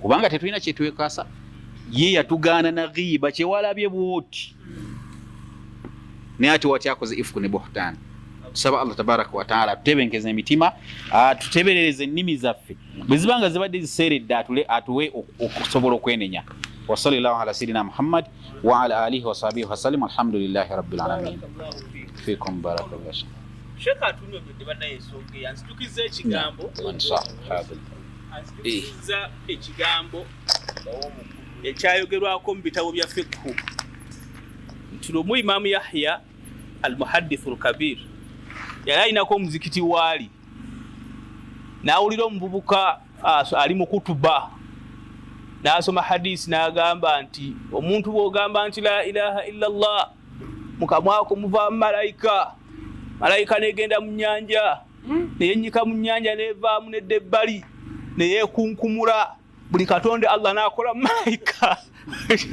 malayika ezo nane zegayirira Allah akuwonya omuliro. Hadith omubukoye bwe yali agisanada ng'agisigamiza ku Yahya nti haddathana Yahya ng'ekigambo bwe bakikozesanga nti hadith eno tugijja kwani ku Yahya nenga muzikiti akola ki bwe yamala okutuba jumange nambuza nti owange mani lazi haddasaka bihaza namuga nti Yahya namuga nze Yahya ekyo nga sikihaddathangako namuga manyi ba Yahya 17 olina ekigambo naye Sheikh mukaddu waffe barakallahu fik ebigambo bino bisatu nze binkutteko nnyo nsaba ffenna abali ono tubitwale. Osanga n'abawali mu mukadde wange ssebo nga abantu bamukaddasa abavubuka oba n'abakulu abaliwo ne bamukaddasa nga wabaawo ensonga ssebo n'avaako n'ayogerako eri abantu naye ng'ekimugjeeyo wallahi ayina omuddu gwavuddeyo oba kwita kusabula kutulisa wallahi lumundu agendako waliwo gwe nagendako mulumbu ekusene mugamba Seeka lwaki okola bwoti ne bwoti aga nti udhkuru alfajira bima fihi kay yahdharahu alkhalq. Seeka ebigambo ebyo gwe mbyogerako ki Seeka ganda ebigambo bino wakati waffe n'abasiraamu okunenengana okuli wakati awo oluusi okutulemesa okugenda mu maaso oluusi ne kuleetera n'abalina ebigendererwa ebyenjawulo okuba nti batusembere. Seeka gwe obyogerako ki Sheikh? Alhamdulillah wassalatu wassalamu ala rasulillahi sallallahu alaihi wasallam. Twebaza Allah subhanahu wa ta'ala atuwadde ekyengera kino n'omulamu oguliwo sa Allah subhanahu wa ta'ala atubitegeera n'obisa mu nkola. Obulamu guno tegwawukana na bigambo ya Allah subhanahu wa ta'ala yatutegeeza nga ebyo byonna ekireeta ekyo nsonga ya mpisa. Empisa buli wezibula mu mbeera zezireeta eki enkola eyo kubanga otutegeeza nti lakad kaana lakum fi rasulillah omubaka sallallahu alaihi wasallama twalina okumutegeera ekizibu kye twafuna oba twakopa bukopi ne tutakopa mpisa ze ziyeyisanga tutakopa eneeyisa yakolanga kubanga mugoberera omubaka Muhammad sallallahu alaihi wasallam asinga bungi twategeeramu kimu kasitotoola shahada so nga atogoberera omubaka Muhammad sallallahu alaihi wasallam empisa ze eneeyisa ye entambula ye enjogera ye endya ye ebintu byonna byali bikola nnyo ku muddo okusobola okutegeera Allah subhanahu wa ta'ala. Naye ekizibu kye twafunayo kiri kimu ne tukibaka kati ne twesiŋŋaana ng'entambuza y'ebintu etulemerera ne tulema okukoppa omubaka Muhammad sallallahu alaihi wasallam yeeyisanga atya ebyokulabirako bingi basheekhe baziba byogerako wano ddaba omubaka Muhammad sallallahu alaihi wasallam yeeyisanga atya byalinga ayogera n'abaddu abatannategeera Allah subhanahu wa ta'ala ate we yakwata ngo basiraamu banne yabagambanga atya. Kati ffe tubeera n'embeera nti ffe twayawulamu tubeera mu kategori etaawula wonna wooba oli amakulu omubaka Muhammad sallallahu alaihi wasallam baki twamutegeera kyova olaba nga osiŋŋaana nga sheekha asomesezza nga sheekhe bwagambye ono n'ajungulula naye nga gy'ajunguludde nga talina waabikola ki. Ebintu bibaddewo ennaku zino haditha byabaddewo juuzi ennaku nga ntono sheekhe ng'asomesezza naye oli nga talinategeera ki kyagambye nga tamanyi na bwekiva ate n'agira kiki n'alamula keefu ate nga masuliya gwa buli muntu g'ayina ayina kussa mu nkola y'omubaka Muhammad sallallahu alaihi wasallam. Nabwe kityo nti empisa ye problemu ate okumanya empisa problemu nnene yatuuka n'omubaka Muhammad sallallahu alaihi wasallam tutegeeza nga ne bw'oba oli azze nga talina mpisa yagaana temumwa muki tawasa kubanga yatutegeeza n'atugamba nti wabajjira ataakum man tardawna diinahu wa khulqahu fazawijuun. bw'amala okujja gy'oli mumala okulaba nga empisa eddiini ye muleke tumuwe ki, kitegeeza atalina mpisa takola ki, taweebwa mukyala. si bwe kiri? kale kitegeeza empisa si kintu kya muzannyo, so nga ate omuntu olagibwa nti buli okula n'otuuka mu mbeera owase naye tolina mpisa toweebwa muki, si bwe kiri? so kakati mwe kityo nti ekkubo lye tulina okukozesa tulireka ng'omubaka bwe yakolanga ebikolwa bye sallallahu alaihi wasallama, singa tubigoberera twandyesiŋŋaanye ng'abantu bangi bategedde nnyo obuki. waliwo ekyokulabirako kingi tukifuna, ayogeddeko wano ku baganda baffe ebayita bazikirikalenge. oli n'osiŋŋaana ng'abakubye kituufu abagize eki, naye bw'otunuulira empisa ze bakozesa mu kutegeera omubaka Muhammad sallallahu alaihi wasallam, weewuunya noga nti abaddu be mbadde ndabanga bano, ate bano bensuubira, ate si be bakola ki amakulu. yakuluna maala yafana, ayogera ku mumwa nti agoberera omubaka naye ate tassa mu kiki. mukiraba ekigambo ekyo? mbadde nyala kufunzafunza mu bigambo byange nti ŋŋamba nti kikyabwa tteeka ery'omuddu ekireeta obuzibu kwemanya. twemanya nti nze mmanyi, twemanya kasanze ndi muki musiraamu, ate nze nasiramuka, ate nze ndi biki, n'olaba nga amazeeyo. kati buli wemanya n'olaba nga omazeeyo n'otafaayo okukola ki, kubeera nga oyigiriza abantu obulungi, oyigiriza abantu empisa ennungi, oyigiriza abantu okukola obulala ebintu byebateekeddwa okukola, naye ng'ate kyabwateeka gy'oli. kuba Allah subhanahu wa ta'ala we yatugamba mu tteeka erimu yagamba ya ayuha alladhina amanu alaikum anfusakum la yadhurukum man dhalla idha ihtadaytum.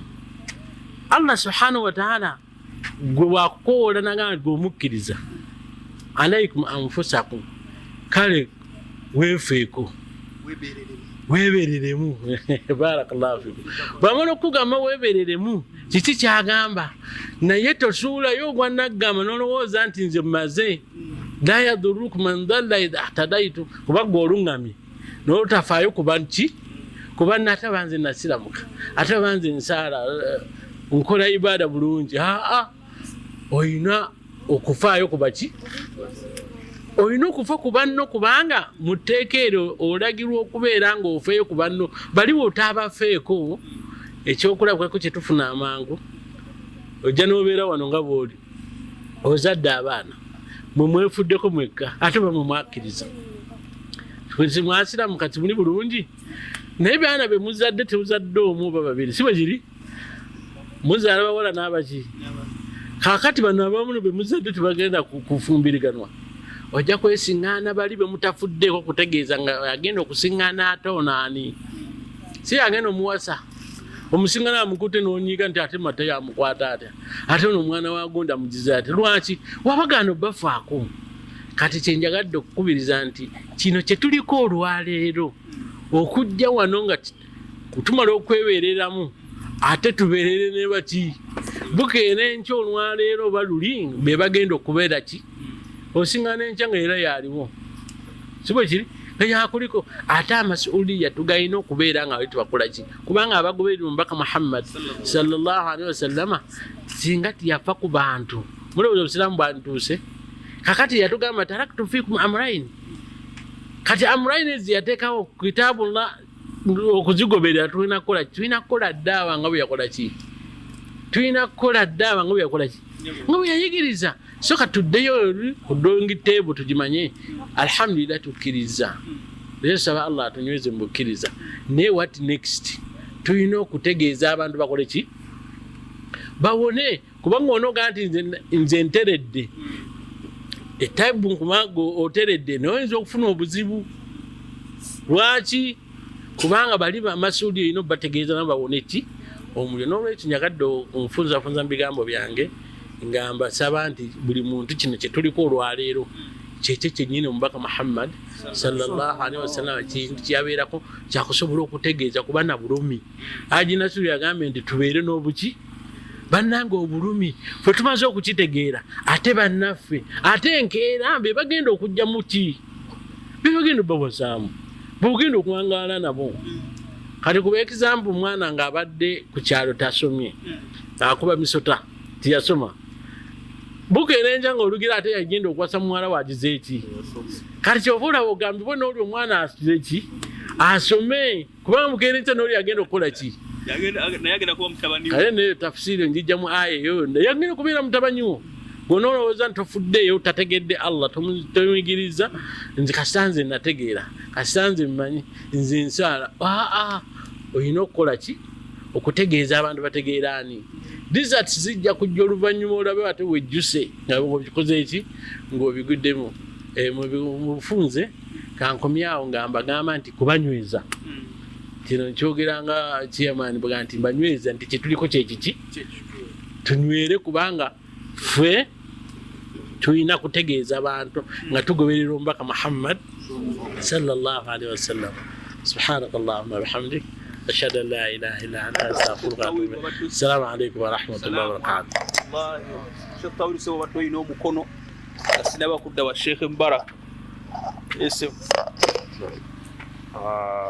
baseeka baffe ababiri barakallahu fikuma. Allah subhanahu wa ta'ala yajjaga asukkulumya abaddu naye ekigambo ky'omuntu alina ilimu muntu wanjawulo nnyo. Si kyensaba Allah nti abantu baleke kujja naye ne bwe batajja tusobola okusoma ennaku paka ku Lwakubiri nga tuli wano ate tuyiga nga ye tetukoowa kubanga Sheikh abadde ayogera ebigambo Sheikh Muhammad n'ayogera alina ensonda gy'akoonyeeko ng'erimu abantu oluusi tutula mu daruso nga wano Sheikh ng'ayogera naye ne tumeesinga ihsan mu bintu bino bisatu. Omuddu yenna bw'atuula wansi okusoma bino bisatu alina obikolako ihsan. Ekisooka husnu samt, muntu asirika naye alina okulongoosa ensirika ye. Okulongoosa ensirika kitegeeza ki ekikusirisizza. Waliwo omuddu asirika bw'ati naye ng'olowooza agoberera abamu nga banyinyamu ne mu mutwe bwe bati naye ng'agira wano nga si byaliko ali ku birala asirise khayir naye samutu entuufu erina okuba nga oli mu kurakaba muwalimu oleke kuvuunula birala mu byayogedde kubanga Allah alina ekigambo Surati Muhammad kyeyayogera wallahi kinene. Muntu otula mu darusu n'avaawo ng'abuuza banne nawulidde musanyukaawo Seeka yabadde agambye n'abyegundi ng'atulika ng'akaaba kaki Seeka ke yakoonyeku wallahi Allah yogera ekigambo ebyo si byebizibu naye gamba ulaika alladhina tabaa Allahu ala qulubihim fa asammahum wa a'ma absaarahum.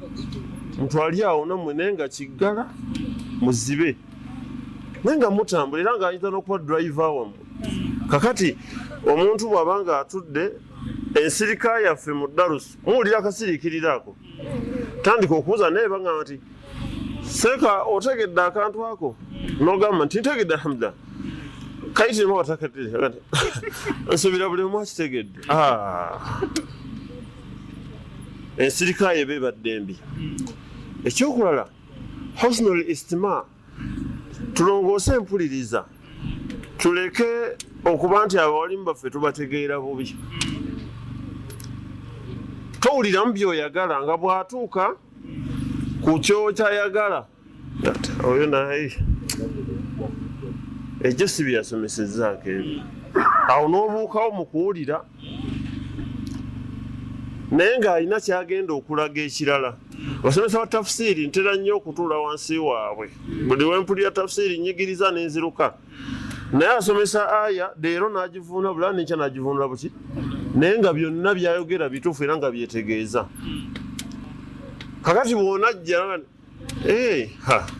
yagambye twasomera 17 Ali Imran ate ne leero naye siina byakukola kantuulewo era n'osirika era n'owuliriza nga mu ndaba yaffe ogira ki naye ng'era si byoliko ga nti bw'anatuuka ku 18 nga ntereera. Ekyokulala bakadde bange omuntu ng'awuliriza ndowooza ffe abannabugabo naye tuba tuli bye twabimanyira tulya nga tutambuza ensonga. Husnul fahami ekyo kisinga akabenje okulongoosa entegeera gyotegeddemu ebiki ebigambo bannange entegeera gyotegeeramu ebigambo byabaseeka oba tubitegedde bakole ki babuuze nti seeka wayogedde ekintu ekinfaaniramu bwe naye wadde otegeeza ekyo oba nategedde bubi. Bw'olibaga nti batuganye okusonda n'ateetegereza n'agenda ayombera mu kkubo n'atuuka n'anyigira n'abawalimu abalala basoma biki songa eyo bannange. Ekirala kino tukitegeere twongere okibbinkiramu nga bwe tulya. Bannange omusiraamu okusobya waliwo ekigambo nga kinene Allah yakyogera n'aga nti wa in taifataani minal mu'miniina iqtatalu. Kye bakoze kinene nnyo naye yabasama ki bakkiriza oluvannyuma lw'okulwanagana yasigala bayita baki naye nga kye bakoze kyonoono. Kati ffe amaanyi tugajjawa olwokuba seeka yasobezesa byotayagala okuba yayambadde byotayagala ga nti namwononefu akuba obukalu ajja simanya wanaasomesa akubya akakalu mbugwe kyekikunyiizizza ennyo kakati toyagala kuwulira na byakola ki era n'owane oda w'olina obuyinza nti temuddamu mmuleeta wano. Tufiiriddwa bingi ku bawalimu baffe olw'okuba nti tulina embeera yaffe tulina guluwu baithawe eba guluwu tulaga Allah ntwagala eddiini y'okumusinga. Allah bw'ayita omuntu nti mukkiriza gw'omujja otya mu busiraamu n'omujjako n'essalaamu kubanga okulwanagana mujjukira hadisi sibabu almumin fusuq omubaka yali tali mu kuwakanya kino yali aga obunene bw'ensonga tetuteekwa nakukola ki kubavuma yadde okubagira ki.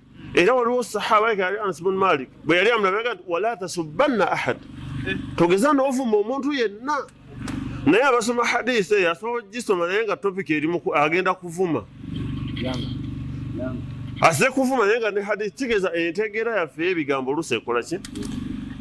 Allah nyini kubeera nti atulagira empisa wallahi Allah yalaga empisa mu bintu byonna. Bwe yali ayogera ne Musa alayhi salam Allah yeyanjula naye Allah yani yeyanjulira omuddu. N'omusiraamu basobola omubuuza nti gwani atamanyi tomanyi gwe tumanyi bakumanyi batya tomanyi naye wallahi Allah yayogera ebintu bibiri Musa asobola okutegeera ndi gwayogera naye.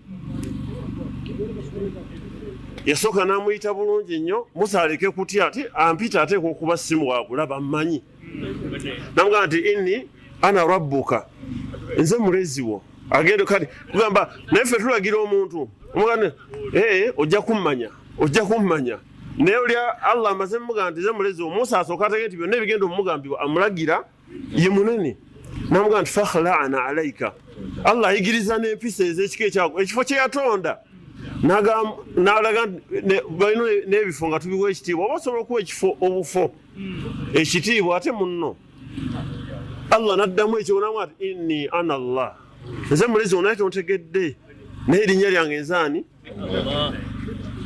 ala al arsh wallahi Allah nga yeyanjulira Musa atalina buzito bwonna bitonde kitonde kyamagulu abiri kirya kinywa kyafubutuka n'emisinde nekidduka nga kityaba ki naye al aziz ye ali mu kweyanjula lwaki omuwali muto banampisa bannange nyinza okuba njogeredde mu kiseera kizibu naye empisa mbadde neekoonye ewa Seeka Muhammad Ssekaganda ti bannaye twetereze kino nkisaba busabi abakulembeze baffe abali wano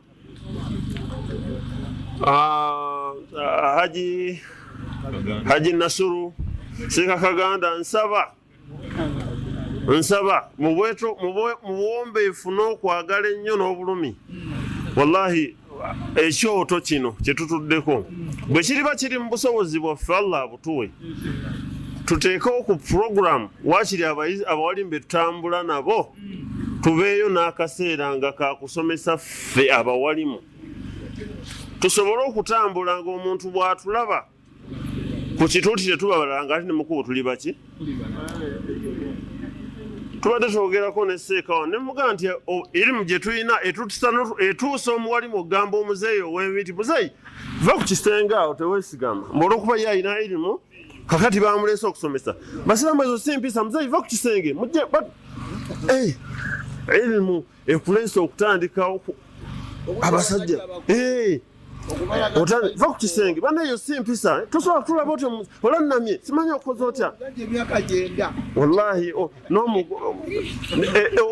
okwerooza obuloozi okuvaayo nga kigenda mutwalira ebbanga olooze nti naye ng'ali bambi agondedde omuwali wadde ayagala kugira ki bannange empisa ekigambo kino tetugenda kufukamira wabula nnyimuseemu bakama bange bakama baffe wallahi bwekiriba era bwekiribaawo yenna ndabako aŋŋambako nti leero bawalimu abatambula n'ennabugabo bagenda kusomera egindi at least tusomeko ffe tweteeketeeke tutuuse ebintu nga ffe tuli bateeketeeke obusiraamu tujja butambuza biivinirra nga mu mbeera esinga okuba nti nki neyanziza okuba nti nakayogera emirundi ebiri naye nga ndi mupya wallahi nina essanyu nabugabo sadaka mbadde ntera okujja mugenda mu miitingi masidi ya hamu wakikale ndabeko okuba nga nabugabo sadaka nno yatandikanga esaaga naye nga bwegati kati bagenda gindi kati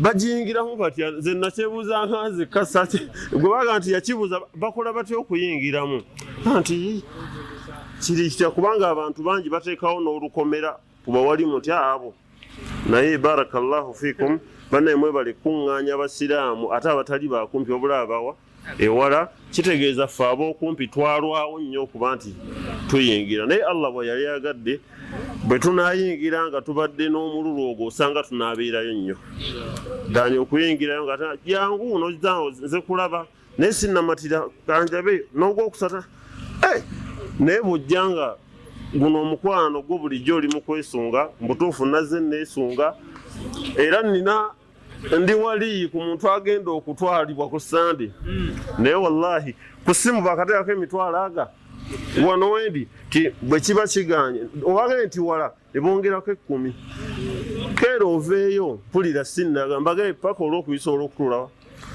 naye nga gwengaba nze nina okukola ki naye mpulira ndi mutebenkevu nsaba Allah embeera eno agiteekemu baraka nnyo naye okusaba kwange abakulembeze mutuyambe ffe tusomesa naye ate ffe tulinga abaambala ffe tulina wetusomera nnyo ng'abawalimu ffe mutulagire timugenda kusoma tujja kujja biidhinillah kubanga ate n'abasomesa baffe tutambula nabo kati ate babeera mu kibuga oba okumpi nsuubira ffe yaffe tejja kuba yakusulamu bwe kiribaawo bannange tusome tugende nga tuli bateeketeeke barakallahu fikum